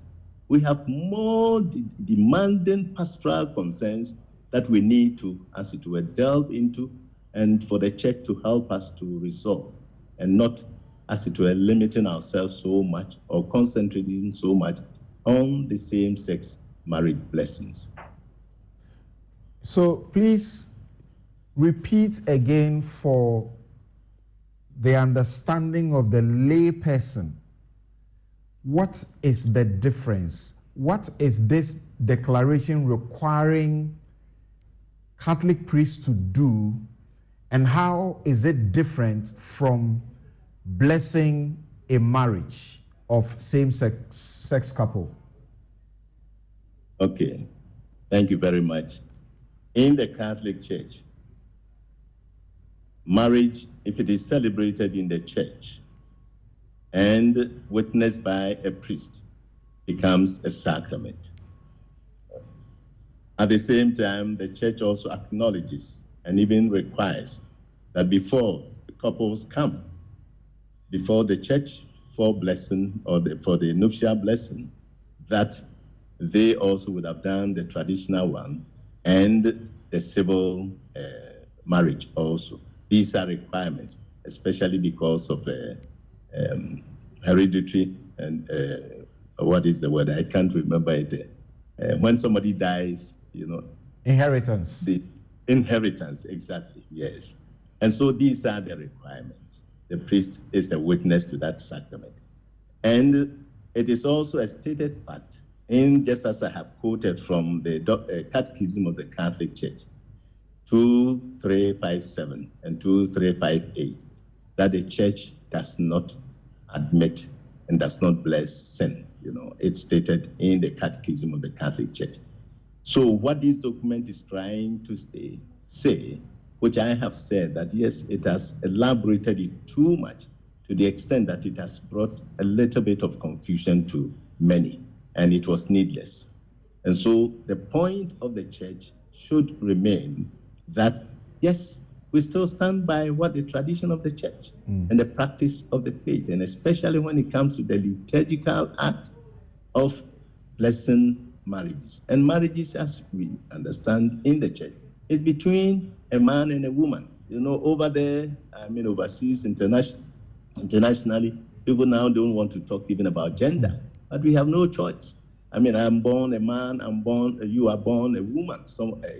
So we cannot deviate from that. And also, it must also respect the sensibilities and cultural sense of the communities that the churches are in. Right. Asia, in Africa, and so forth. I'm sure you agree with me that even till now, in this country, many communities, if they really get to know that, for example, a man and a man or a woman and a woman have had an affair, they are banished from the community. It's a taboo. In some places, even they will, slaughter a goat or a sheep or something and pour the blood on you. That is fine, the tradition. Not too long ago in Kranza, I read something about it. And so the sensibilities of our people should not also be underrated. And I think that is one area that we have to understand. And so to answer your question directly, I understand it that the church is not, or this declaration is not asking us to bless sacramentally any such union. One of the paragraphs which may have created such confusion is that which is unfortunate, and eventually we hope that this thing will not also happen. And yes, and then also that we can bless same-sex marriage, but then blessing can be given to people for different reasons and for different intentions. That one we should not discriminate. So, as the document says itself, that marriage in the Catholic Church must be one between a man and a woman, and that any other that contradicts that is inadmissible. Exactly. And yet, it encourages you of what it says, the possibility of blessing couples in irregular situations. Can you explain to us what other irregular situation there will be for couples aside the same-sex couples, which it says you should think of a possibility of blessing the couples without officially validating their status or changing in any way the church's teaching on marriage? Yes, that is the paragraph 31, item 3 on the document, which speaks about blessings of couples in irregular situations and of couples of the same sex. Irregular situations means, I will understand it to mean a man and a woman, but who are not married sacramentally. We will call it irregular situation. And then the other aspect is the couples of the same sex, which will be another category. And so in the case of the first one, definitely we are not blessing. It's almost like the same thing with the same-sex marriage. Until the couples really go through the requirements of the church as far as preparing yourself to receive that sacrament of marriage, any blessing that comes up is not sacramental. And the same thing, in my view, applies to same sex. So the people would have to prepare themselves, avail themselves of the demands of the church as far as satisfying the requirements of the church by way of our understanding of marriage before that marriage can be done. And it can only be done according to the rite, that is the liturgical rite of the church. So in the same way, okay. Is it accurate for me to say you are blessing the individuals in, call it an ordinary blessing, that God has elected you or God has blessed you to be in this special position, and people come to you, as you say, and ask for your blessing, so you impart the blessing. So you are blessing them as individuals, even if they were sinners. Of course, that's why, Christ came to die. You go to the prisons, for example, and you bless people. This is the same thing, and not the marriage, correct? Mm-hmm. Yes. Technically, what you are saying is that which is the mind of the church. If the people, definitely this thing is not going to happen, for example, in the church. It's not going to happen during a liturgical celebration. Okay. It may be after Mass or after church service, or you have met them, you've gone to their house and as a pastoral visit, and they ask for a blessing. Why not? I cannot refuse that one. But it should not be taken that, the priest came here or the bishop came here or we met him and he imparted a blessing on us. And so we are now married. Married in the sense that it's now become a sacrament. That is not the mind of the church. So as it may be said, the ultimate blessing is the Holy Communion. Does it mean, through your explanation, does it mean as people will be in what you call irregular relationships or situations, will not be able to receive communion, the same applies to such people? Yes, that is the stand. The meaning the church puts to this. It's not yet a sacrament, and so they cannot go to access Holy Communion. What will you say, perhaps finally, to those who feel that this is subtle and an attempt to prepare the minds of the biggest church in the world to begin to think about accepting this same-sex people? What would you say about that? What would you say to such people, that this is deliberate? Well, I don't know, but let me maybe, before I answer the deliberateness or not, the thing is that, one, the church has never despised homosexual people or people living same-sex people. And we have always preached that we should show them love and bring our pastoral closeness to such people and help them. And that is what the church teaches us. And the Pope, I think, has made it one or the other point earlier that we should feel close to these people and engage them so that pastorally we would be able to, bring them to come to see, to change. And it does not also mean that we are affirming their relationship or their union. No, but it's just that we try, just as Jesus, handled the prostitutes and people who were, as it were, pagan, so-called pagans and so forth. He went to the so-called sinners. We have to be with them. And the Holy Father has said that we should also smell like the sheep. And so smelling like the sheep doesn't mean that you also become, you are blessed and you are accepting the sin. The sin aspect definitely is something that we have to work hard. So that is what I would say. And then back to your, the people who are, how did you even put it? Sorry. If you like, I may say your detractors. Like they say in our local parlance, your detractors may be happy that eventually this is coming up. And to say, for example, after you have given your 101%, blessing to the bill that is before Parliament now, then suddenly we heard Cardinal Turkson, who is rumored potentially could become the first, Pope, so to speak, Black Pope, give an interview to international media and say, oh no, let's be careful, let's not criminalize ABC. And people say, you don't seem to be sure what you want to do, or this is exactly where you are leading us to. Yeah. If I will use your word, detractors, or maybe people who are in a subtle way hoping that this thing will change, I think the church that I am in and I'm a member, I don't think is going to change its doctrine and its practice as far as this issue is concerned. I think the church is quite firm, and I don't foresee in the very near future or even into the future that the church will change its mind. So they should not be worried.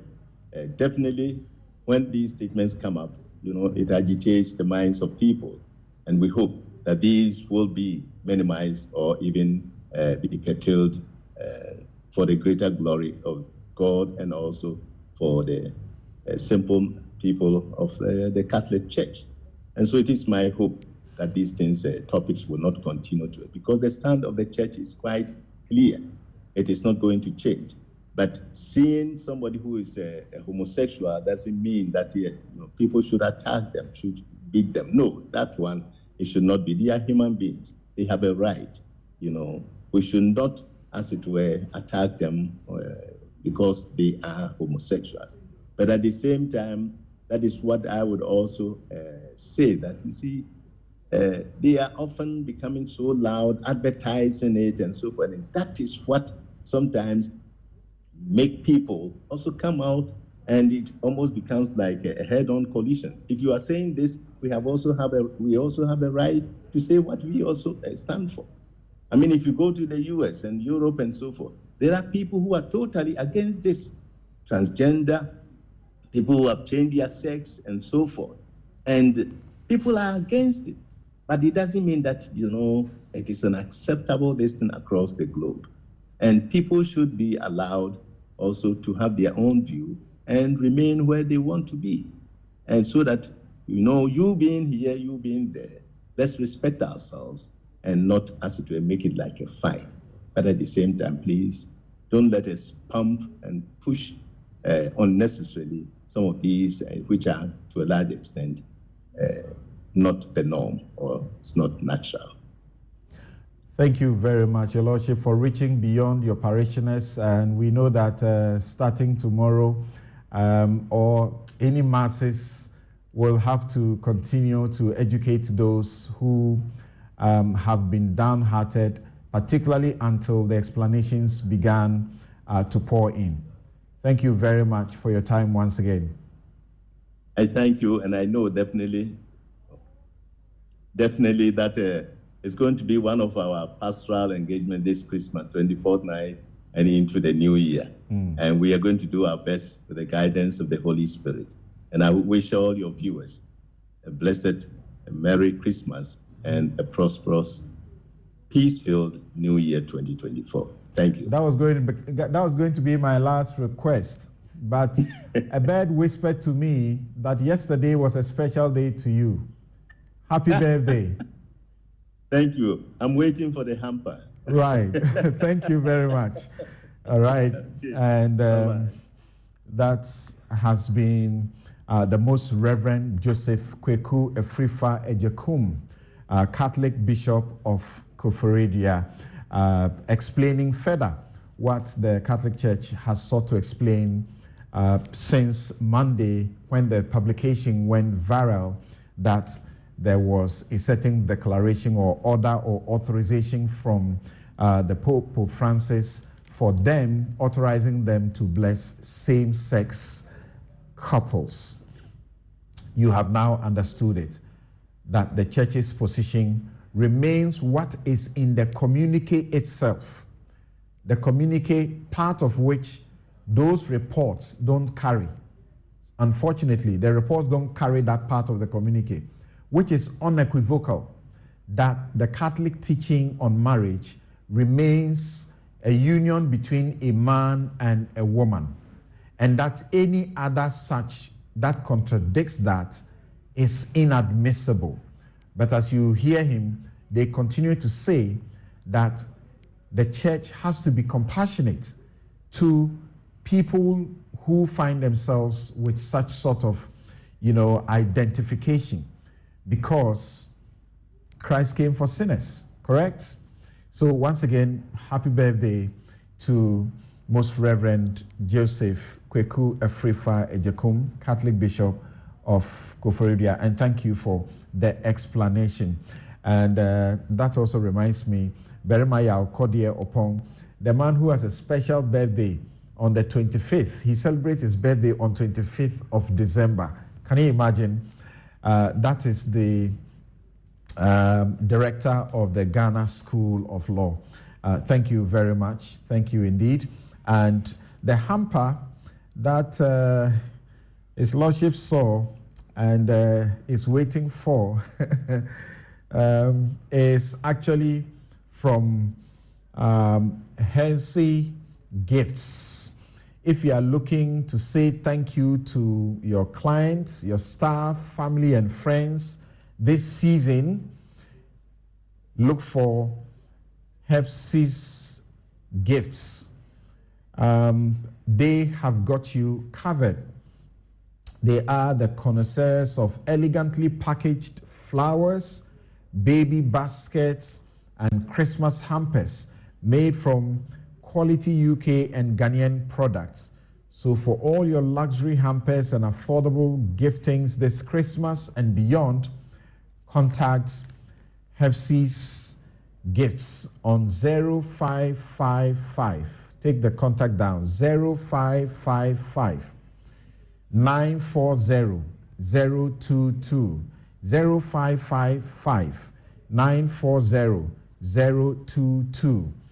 Best part is they will work with your budgets. Don't you like that? They will work with your budget.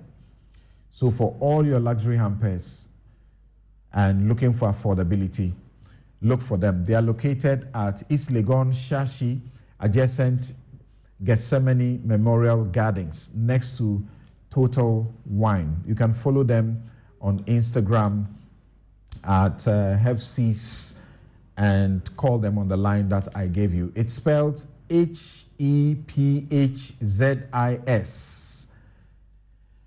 They say they are purveyors of elegance. We take a quick break, return shortly to ask the big question. Is this SML contract a grand corruption? Parliament has asked that payment to the company be suspended pending their investigations. The OSP is also going into the matter. But how will it end? We'll tell you more about this interesting company that had absolutely no experience in this area and yet was handpicked sole source to do this job, and is now being given an extension of the contract to cover oil and gold. And some experts have said this is a typical create, loot, and share. They are getting paid for no work done. It does appear this is how some people are paying themselves or seeking to pay themselves for work they are not doing, and not exactly about the company. We'll be right back.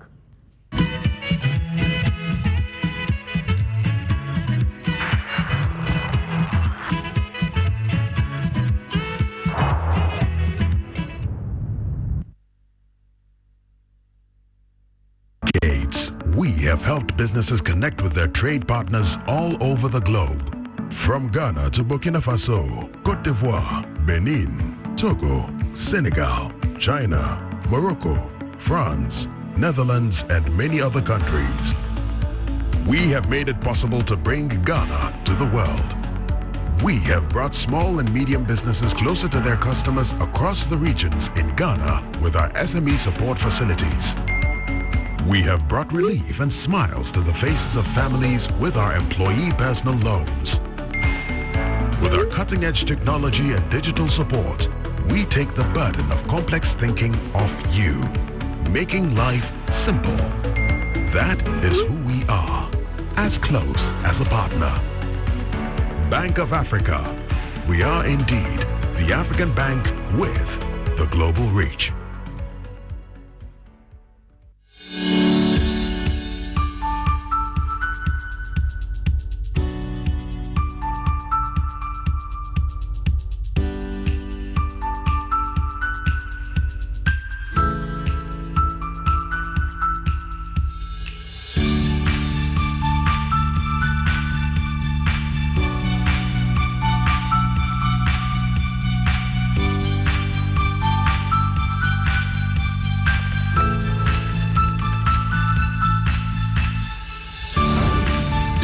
Never stops until the job is done. Turn your home and business into an internet highway and experience the revolution of working and playing without limits. Visit broadband.mtn.com.gh to sign up for MTN Fiber for home and business today.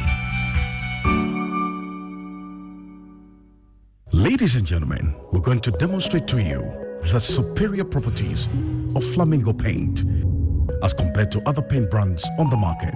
We take equal quantities of Flamingo paint and this ordinary paint. We then dilute them with water. And now let the test begin. The gentleman on the left is going to apply the ordinary paint, and the gentleman on my right will use the Flamingo Superior paint. As you can clearly see, Flamingo has the obvious better hiding. Furthermore, Flamingo has painted a much larger area. You know, one bucket of Flamingo paint is equal to several buckets of any other paint brand on the market. Flamingo paint is made with superior formulation to give superior durability, superior hiding, superior coverage. Flamingo paint, simply superior. We are back, bringing you the latest lineup from Betway. Betway starts strong with their front two, with Free Play Friday and Swipe Bet. In the middle, you've got all the control with Cash Out and Build a Bet. Plus, with Win Boost, you can boost your sports bets. At the back, they have Smart Picks and the Partial Daily Jackpot. You always get way more with Betway.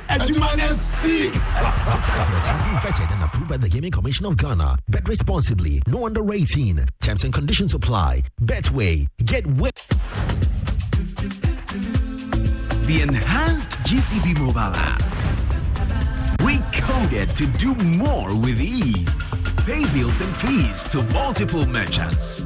Easily top up on all types of ECG prepaid meters with the smart card reader. Generates prepaid and virtual cards to use on ATMs, POS, and for online transactions. Send and receive funds and do so much more.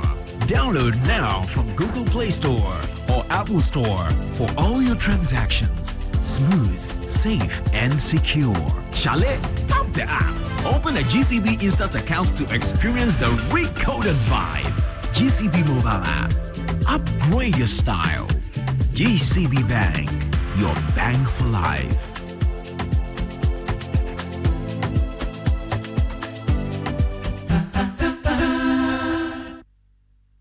On New Year's Day, January 1st, 2024, at 7 p.m., the legends of High Life will gather at one place for one mission. High Life is the Cat Farm Higher Legends Night with the Kings of High Life on New Year's Day at the Grand Arena, Accra International Conference Center, featuring Lee Dwodu,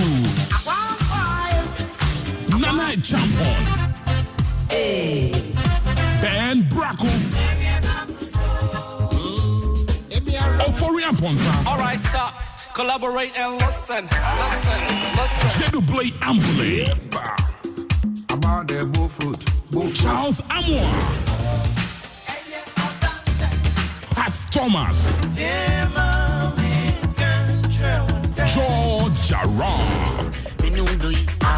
Yes, get your tickets fast. Dial star 713 star 33 star 30 hash for VIP single tickets. For VVIP table reservations, call or WhatsApp 0200 220202 or visit Cap Farm Dansuma or East Legon or visit legendsnightgh.com. Cap Farm Higher Legends Night with the Kings of High Life.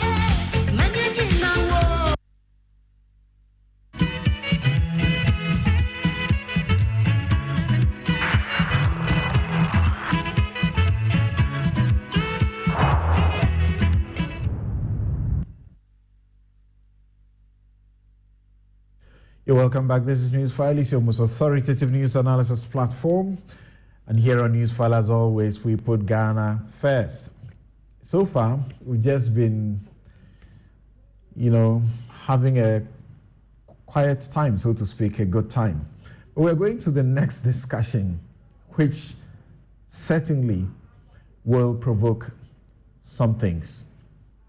But before that, just a couple of your messages here. And Eben Odum says, I have a 2021 graduate who qualified and applied for admission into the College of Education for the next academic year. The admissions process ended yesterday. He didn't get admission. My information is that there is a strict quota system from the Ministry of Education. So when he was here, I was asking you guys to send those questions as quickly as possible. But the minister certainly is listening. And for those that there's the need for some action, he should be able to do that. Vine Maxwell says all these, the minister is saying here, how spread how widespread you meant to write are the developments that he's talking about. Can he say same for the Upper East region and other such poor places?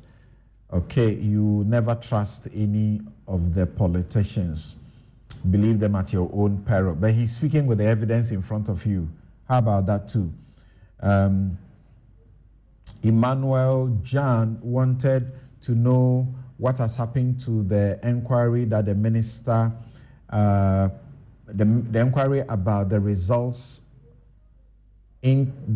okay, so it says investigations into the school placement for sale expose by the Fourth Estate. It says we're eager, waiting for the outcome. And here on the Catholic Church and matters arising thereof, Alfred Asangu says the church didn't grant same-sex marriage. Rather, it encourages pastoral blessings. Pastoral blessings are different from sacramental blessings. Good. The bishop helped to explain that there are many people who are not like you. They are not Catholic, so they don't understand the difference between just the blessing, pastoral blessings, and what is a sacrament. Kusi Kwejo says, according to the Catholic Church Ghana, no priest will bless any LGBT couple. Statement recently made by the Ghana Bishops' Conference. Yes, we read portions of that. Solomon, their statement actually enforces the declaration which has been published. It simply enforces it. It doesn't really say anything different. How those that made the initial publications miss that, I don't understand. Solomon Kloko says, why bless that which God calls sin? Okay, you talk about Franklin Graham, and you are asking a question, and you want him, you say, it is time one educates himself to be able to read through the scriptures and know God's original will for mankind and not accept man's interpretation. So your view is that his interpretation is wrong. Okay. Deku, you say the church's doctrine is clear and nothing will change it. A marriage is between a man and a woman. Anything else is un-Catholic. Thank you. K. Amofa says, is there any place in the Bible where a believer prayed for God's blessings for an unbeliever unwilling to repent? Unwilling to repent? I don't know about that. How do you say this is an unbeliever unwilling to repent? You must reach out to them until their last breath. Thank you very much. And now let's get to matters to do with this issue. Ghana's controller and accountant general from 2005 to 2006, currently a board member of the Internal Audit Agency, Christian Tetesoti, who also was once an assistant commissioner at the GRA, has questions to answer, as I said earlier, because he's dealing with public funds. He, together with the GRA boss and the finance minister, they have questions to answer. He left his job as a technical advisor to the Commissioner General in 2019. The same year, a certain contract was given to manage this company with no track record, no experience in revenue assurance in the petroleum industry, and which was sole source to do revenue assurance services for government.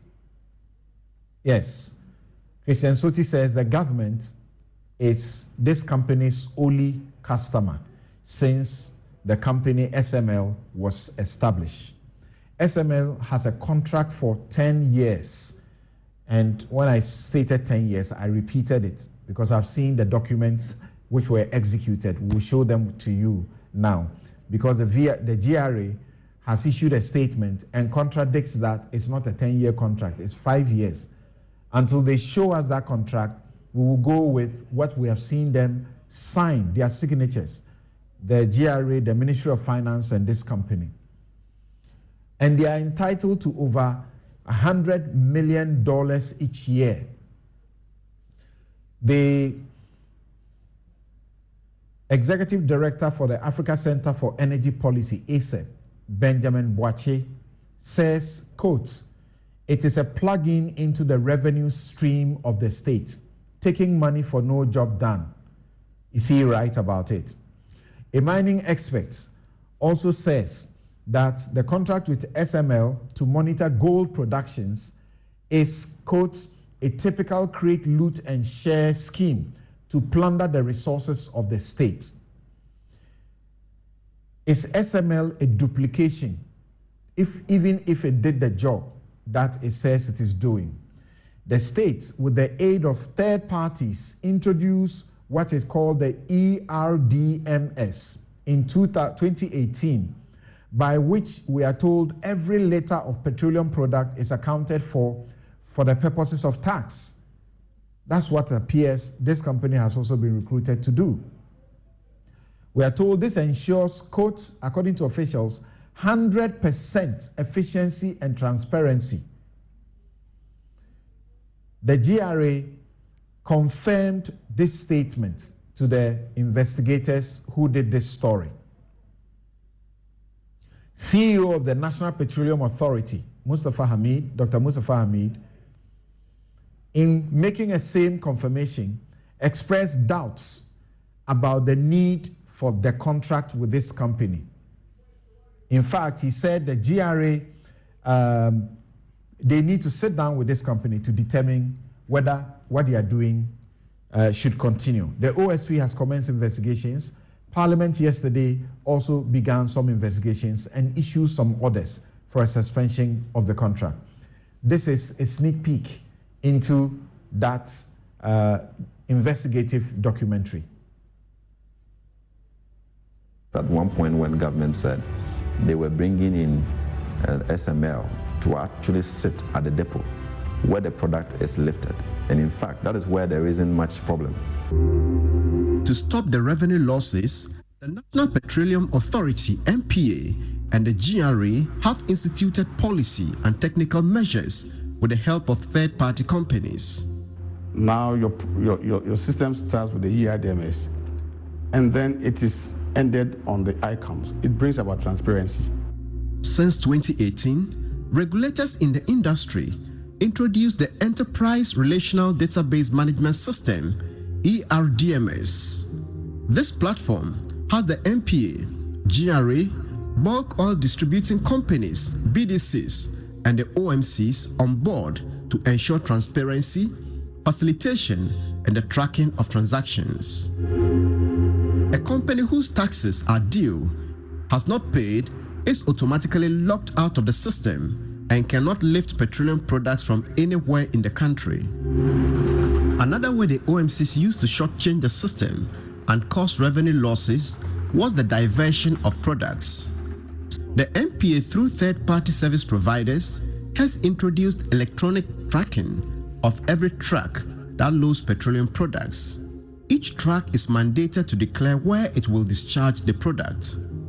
If a product is discharged at a different location other than the filling station declared, it sends an alarm to the tracking command center at the NPA. When the truck leaves the depot, the command center takes over the monitoring of that particular truck. So if there is any attempt to siphon or to touch the product and all that, probably they would have to go through the electronic seal. Once they do that, an alert is being triggered to the command center, which is being picked up for further investigation. That system is a live monitoring system. So instead of waiting for the crime to be committed before you come, we have now put in place a system whereby immediately we spot that somebody has stopped at a particular point to try to tamper with the seal or discharge. Efforts are made to get the nearest police station or some security service around the area to rush to the point. There is the possibility of smuggled products finding their way into the market. To resolve this, the NPA has introduced the fuel marking system. Fuel marking can be defined as the addition of a biochemical substance into the petroleum product. Now, this biochemical substance is added in trace quantities, very minute quantities, taking into context the quantity of petroleum product. And this biochemical substance gives the petroleum product a unique identity, like a fingerprint.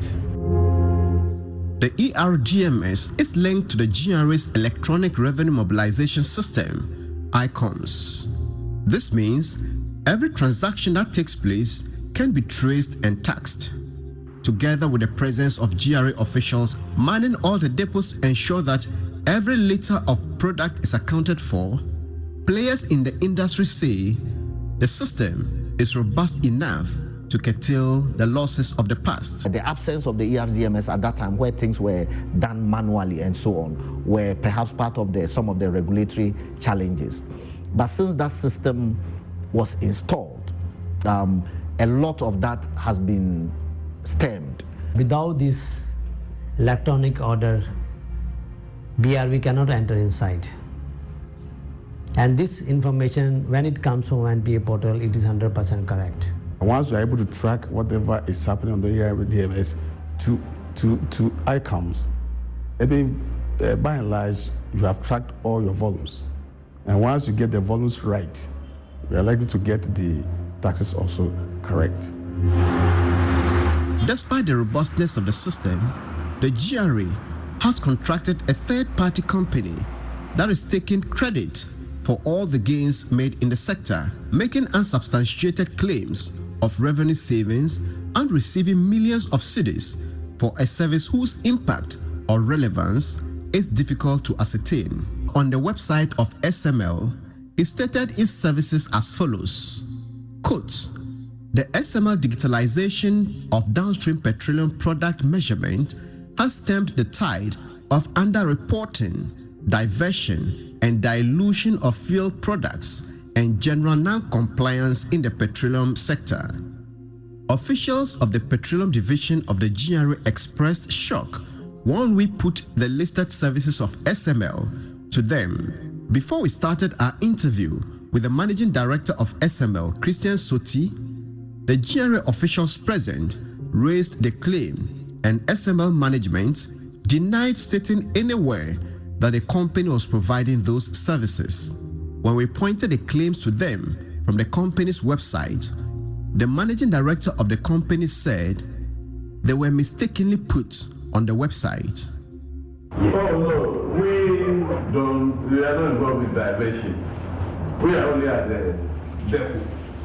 If the thing is lifted, we don't know. It's GRA custom that will determine where it goes and they will follow us. We are not capable. We don't have men outside. SML admitted its claims were false, and a few hours after our interview, those claims disappeared from the website of the company. The company does not check dilution, diversion, or underreporting, the three factors the company said accounted for revenue losses in the past. In February 2023, SML Ghana Limited again claimed that it had saved 3 billion cedis due to its operations. The company has admitted the services it listed on its website as curtailing irregularities in the sector did not exist and deleted them from the website.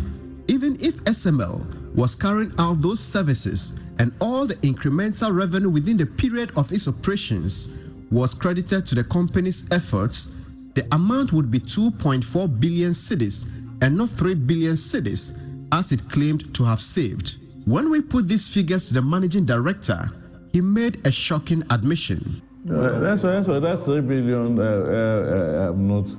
That's why I told you from the beginning. I said I don't know about this 3 billion. We cannot say your intervention saved 3 billion.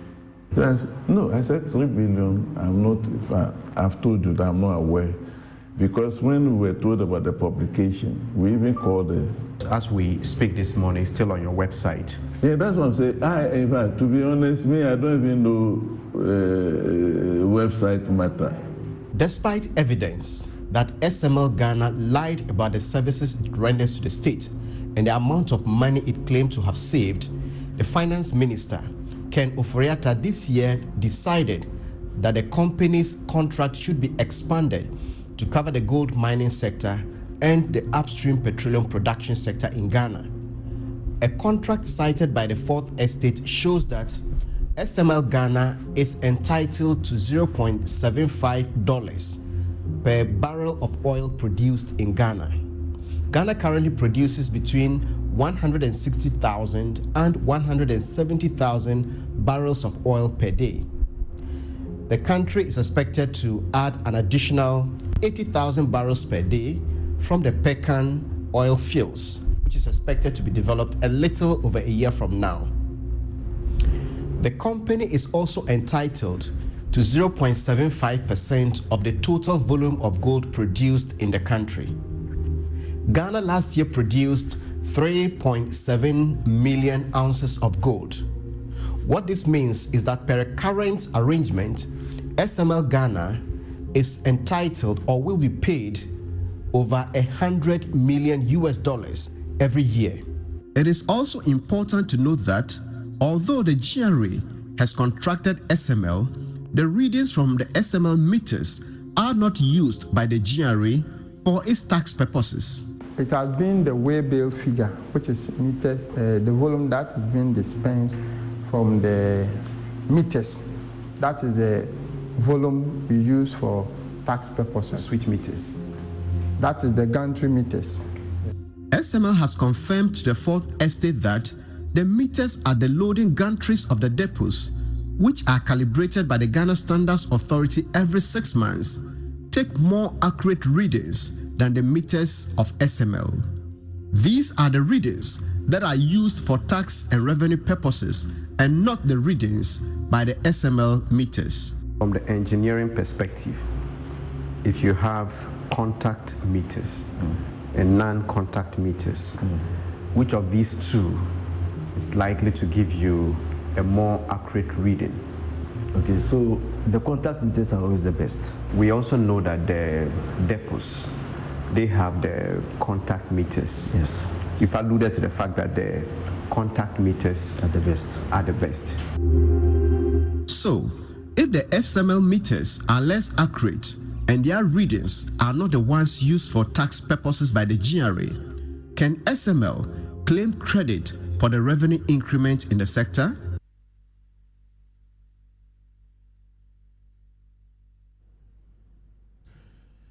Right. A company contracted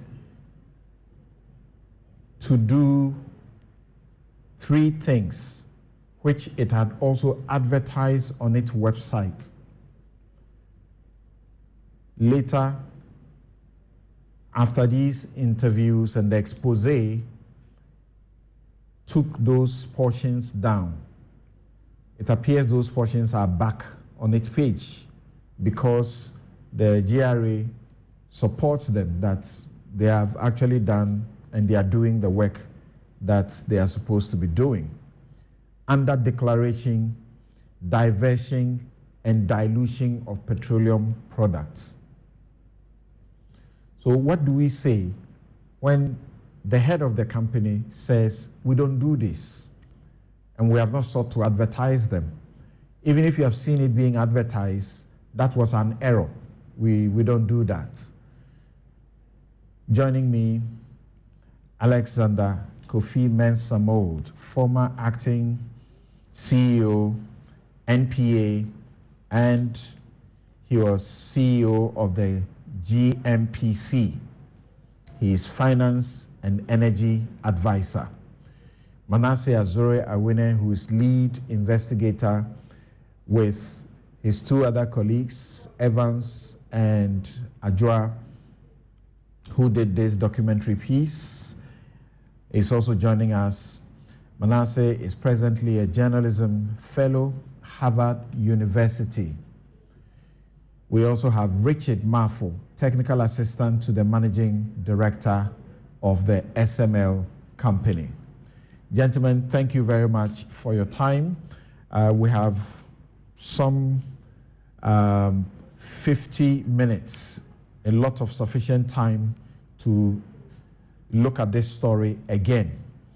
And as I mentioned, please send us your messages and we will share them. If you have questions, if you believe in the GRAs and the other statements that have come up seeking to deny some of the things you have seen in the documentary with the evidence, let's also know what you think. But first, Manasseh, it took you guys how long to do this documentary investigation? Because we started the work somewhere late last year, November, December, with the groundworks, and by January we started contacting the NPA, and there were delays here and there, but we were able to finish, and by May, June, we had leads that GRA had other aspects of the sector that has to do or have to do with revenue. So we went to GRA. So it's about a year's documentary. So why did it take you so long for such a serious story? Well, we needed to get permission to visit all the places. And a typical example was when we contacted MPA and they agreed that they would give us access to the command center. We also needed permission of a sort from the third party operators at those command centers. And at a point, some had traveled out of the country. So we had to wait. And in investigation, sometimes you need to understand one point before you move to the other. So when we went to GRA it took some time to get all the permissions, and we will write letters. A typical example is we write into the GRA in July this year to ask for documentation contracts, and till now they haven't given us. In November again, we wrote to the GRA invoking the right to information law, and also the Ministry of Finance, that we are aware contracts of this nature exist. So give them to us. As we speak, they have still not given us the contract. So we have to sometimes rely on people who are able to leak one document or two and then do the story. And I think so far, the only aspect of the story, or the documents we got from them, mind you, we didn't get these contract documents from anywhere else. Everything is from them. We have evidence to prove. We know that the only thing they are contesting is the number of years, which perhaps at a point they changed. But when we got these documents, it was 10 years. So some of those delays and getting permission becomes difficult. I think the only institution that responded very promptly was the Petroleum Commission, when we wrote to them to find out whether, as regulators of the industry, they knew about this. I think the Petroleum Commission took the RTR request very seriously, and they responded very promptly. So you requested to be given or shown the contract, which is at the center of your investigations. And you wrote in July, you wrote in November, and you didn't get it. You didn't get it. That is correct. So the conclusion, therefore, is that you don't have the contract. That is the official conclusion, but as investigators, you also rely on sources from within who know about the contract and who sometimes can leak a document or two to you. And it is common practice with investigation all over the world. The famous Watergate scandal, you hear something like deep throat sources. The reason organizations won't give the contract is that they know that some of the things in there are not good enough. And if they don't give it to you, you don't have a story to tell. If you don't have a story to tell, that becomes the end of it. So they didn't, but we asked, and some sources leaked some information. So just hold on for a minute for me, a second for me. For our radio audience, presently what we are projecting is contract for consolidation of revenue assurances between the government of Ghana acting through the Ministry of Finance and the Ghana Revenue Authority and Strategic Mobilization Ghana Limited. The next slide you see is the execution page, the signature page. And you see there's a signature for the Minister of Finance. And there is a witness with a name and a known person also witnessing that. Then you have the Commissioner General of the Ghana Revenue Authority also witnessing it. And in fact, when you look on it, you see a stamp. It's Ghana Revenue Authority, Commissioner General's Office. And you see the date of the stamp on it is the 25th of October, 2023. So you have the Commissioner General sign, you have a witness. The witness is an Assistant Commissioner for Legal Services. And then you have another signature by Evan Seduse, Chief Executive Officer of the company, Strategic Mobilization Limited, and that is also duly witnessed. And you see the stamp of the company also on this document. I will show you this last slide, and I'll continue with my interaction with my guests. There's a third slide. We showed you the title of the contract. The next one is the signature page for the contract. And the very final one, we are just showing you, yes, this very final one, you see the terms of the contracts. So you see, it says this contract shall commence on the effective date and shall continue in effect for a period of 10 years from the effective date, unless terminated as provided for in this contract, extended by mutual agreement between the parties. Then there is a renewal clause as well, when they may renew the contracts. So, Manasseh, what do you say to the major plank of one of the major, issues raised by the GRA in their statement to the public, which they say with emphasis that the contract is for 5 and not for 10 years? What do you say to that? Well, something we have still not got the contract. Nobody has published the contract anywhere. But we have also seen a page. So far, everything we have published about this contract, they are not denying anything, except a page, the page 13, which is on the duration.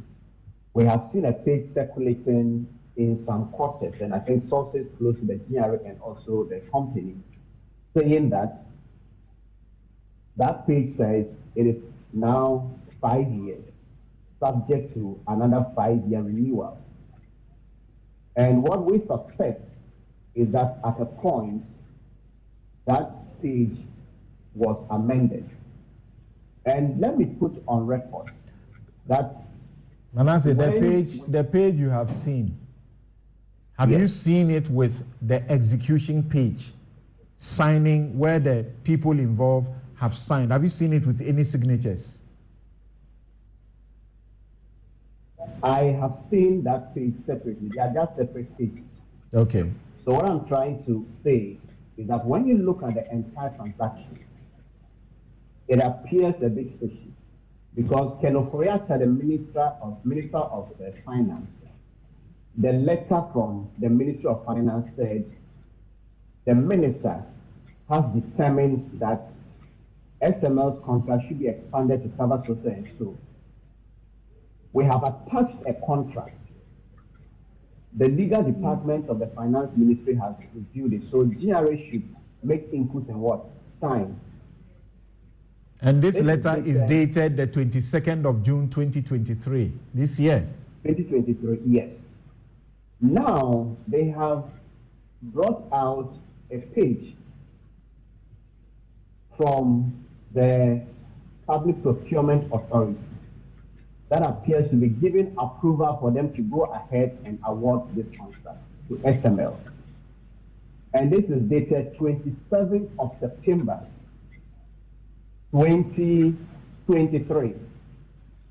And everybody who is familiar with the procurement law knows that if you intend to award a contract based on single source procurement, you first apply to the PPA with what you intend to do with the name of the company. The PPA will give you authorization based on their due diligence on the company and what you want to procure before you go ahead to engage the company. But here is a situation where we have the finance ministry saying, look, we have made a determination, we have settled on the company, and we have gone ahead to even do the contract. Make your inputs and sign. And then over 3 months later, we are now getting a PPA approval. And that PPA approval even says there's a previous approval that should be underwritten or overwritten. So a whole lot of things may have happened behind the scenes. Right, Manasseh, hold on for me.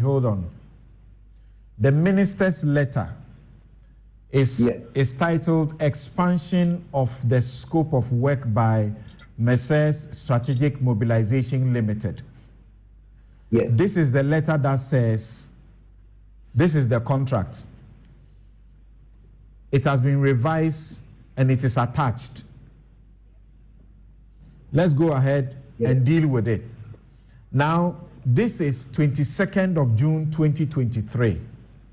You are referring to a PPA process dated September of 2023, correct? Yes, 27th September 2023. Good. The contract document that you have relied on, which we have shown portions, has a GRA stamp dated the 25th of October 2023. You've seen that, right? Yes. And you still think that this contract would have been amended at a certain point? Between when? October to now?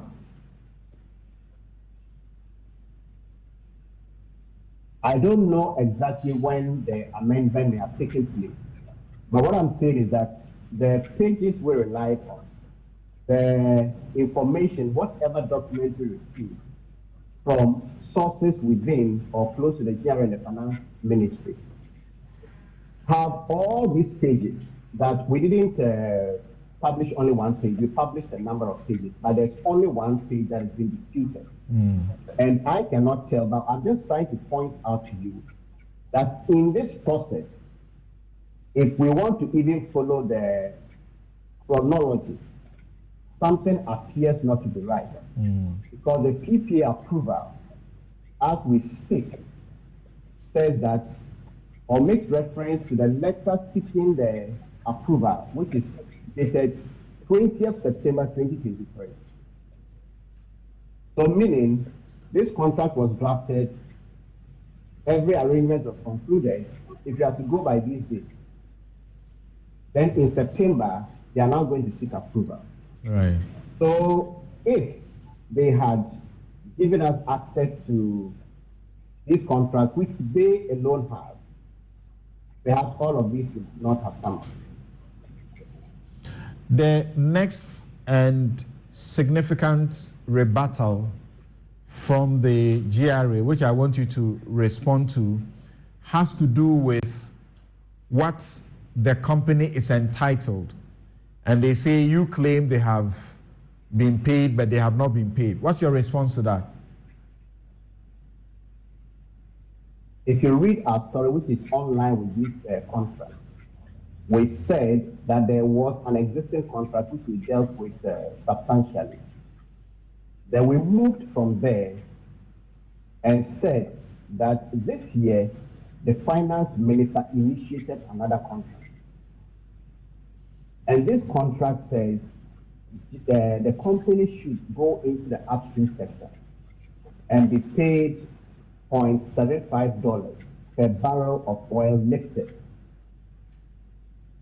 Then, in the gold sector, the details we have from our sources says they should be paid 0.75% of total production, and they are going to do monitoring.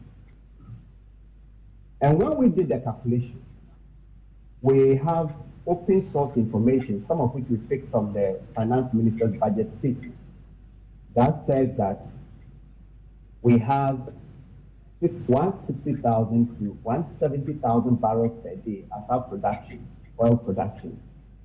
And if you multiply $0.75 by 160,000 barrels, in a day you are getting like 120,000 US dollars that goes to this company. Then you go to the gold sector, and we also indicated where we got our figures from. And that is the gold production figures from 2022. And we produced 3.7 million ounces, and the finance ministry statement, Parliament mentions 1,800 US dollars per ounce. We did the calculation that you are getting about 50 million US dollars a year, plus about 38 to 39 million US dollars a year from the upstream sector. And the downstream sector, we got information that we requested that they give us the payments they've made to SML. As we speak, since July, our letter has not even been acknowledged. As we speak, we haven't got that information, but our sources again give us information about payment details, and we realized that some of the money, this company was paid up to 24 million Ghana cedis. And that in a year also comes to about 20 million US dollars. So if you put everything together, we said this company, per this current arrangement, is entitled to over 100 million US dollars. We have people like John Jinapo who are saying our estimates are even conservative because it's far more than that. But some say, I just want to emphasize that the number of years, whether 10 years or 5 years renewable, is not a substance here. And I'm saying this because when they signed the initial contract, it was in 2019. But the current arrangement, that contract will automatically last for 9 years. And with our experience, contracts of this nature, if you look at the revenue assurance contracts, when they come on board, they don't cease. Even when they cease, another takes over. If you look at